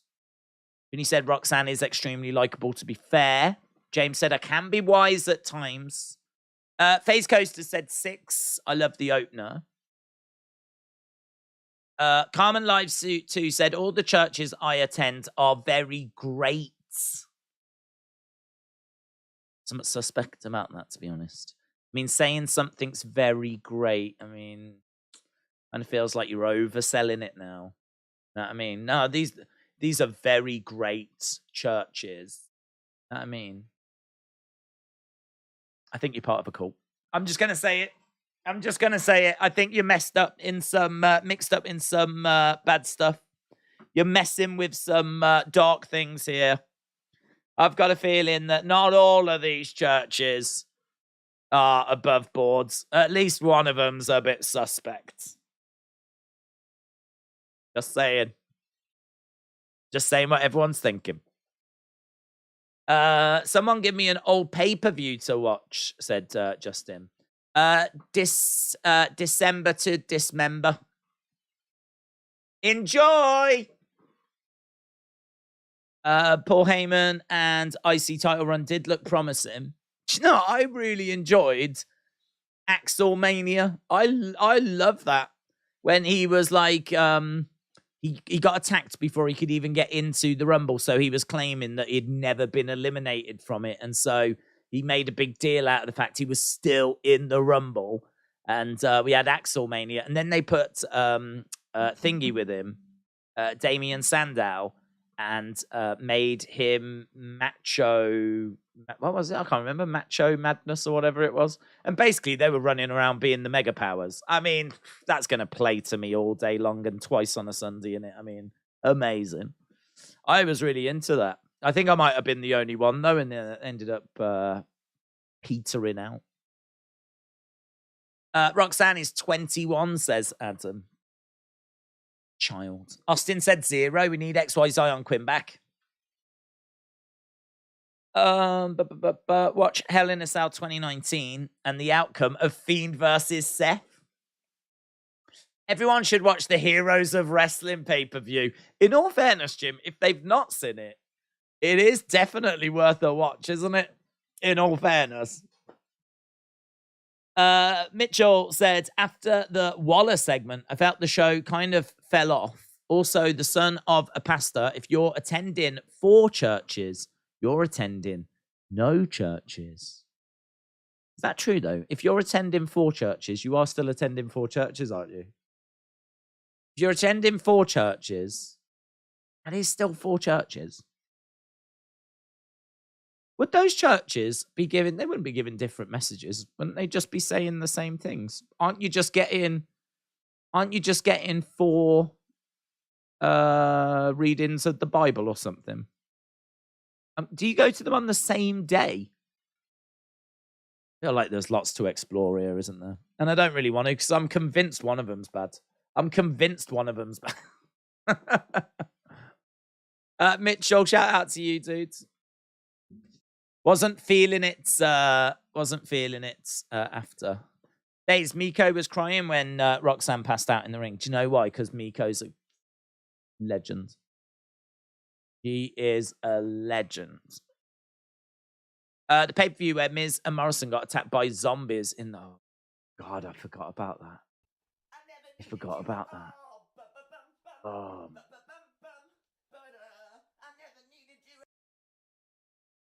Oh, that's a real low point, isn't it?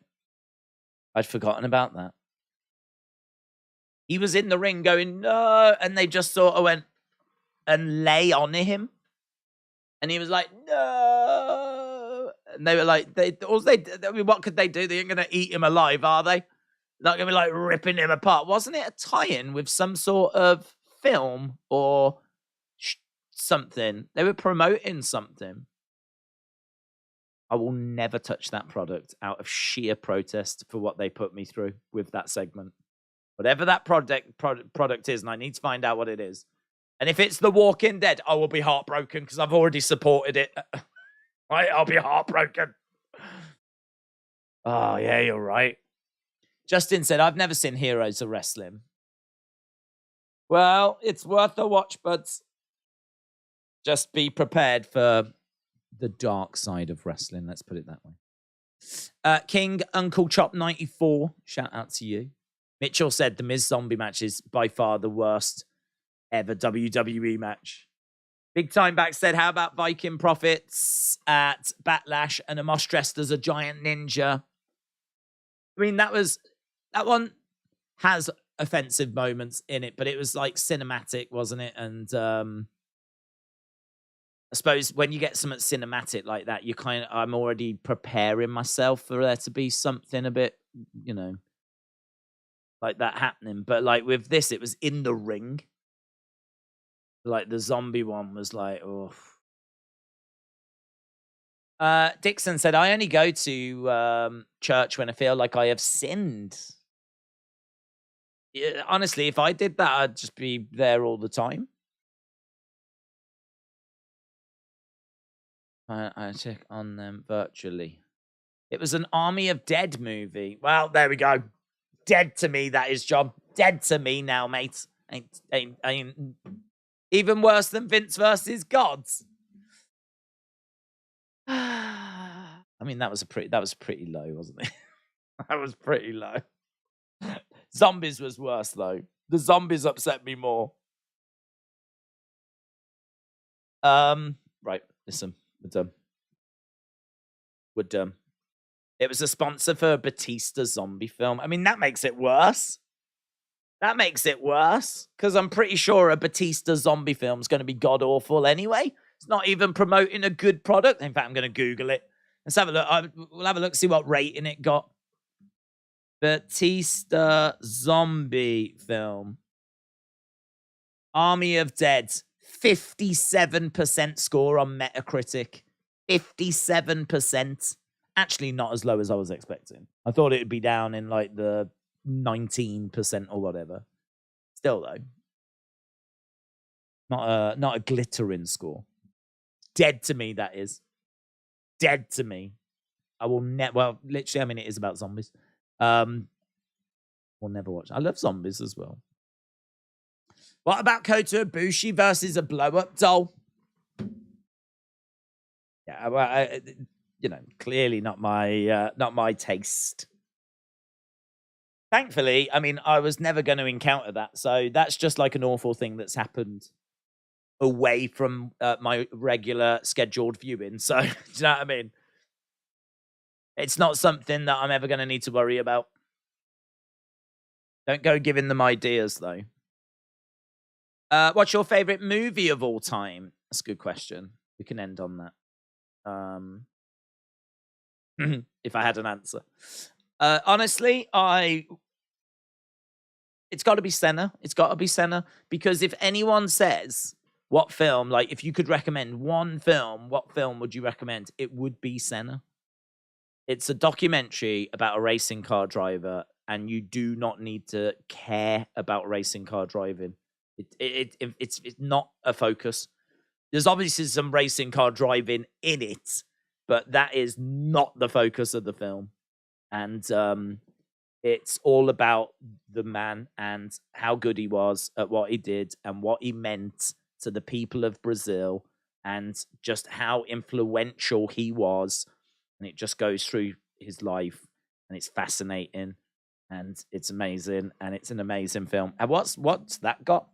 I can back this up. I'm fairly confident that'll have a good score on Metacritic. So, what is it? Army of the Dead? Army of the Dead got 57%. Cena doesn't have a Metacritic score, but I can tell you on Rotten Tomatoes, 93%. 93%. Don't know what it's... I can't see a Metacritic score for it. But 93% on Rotten Tomatoes. It's got a Google audience rating of 4.9. Telling you, man. I'm telling you. It's great. So good. It's not a film because it's a documentary, but... right, we're done anyway. We are done. Thank you so much for joining us. I hope you enjoyed NXT. It's set up a big stand and deliver, hasn't it? I mean, listen, Johnny and Grayson is going to be a great match. Tiffany against Roxanne. I mean, listen, if Roxanne can get past Meiko Satomura, God, I think she's getting past Tiffany Stratton. But even so, should be fun. Braun against Carmelo. Two of the biggest names over the past, 12, 15 months going up against each other. Should be pretty fun. So that stand and deliver card is starting to come together. So we've took some big steps tonight. So yeah, appreciate the support. Thanks a lot for joining us. And I will see you again next time. Well, tomorrow. I'll see you again tomorrow. Back again tomorrow. Friday, Saturday, Sunday, Monday, Tuesday, Wednesday. That's day 6. 6. Bye for now.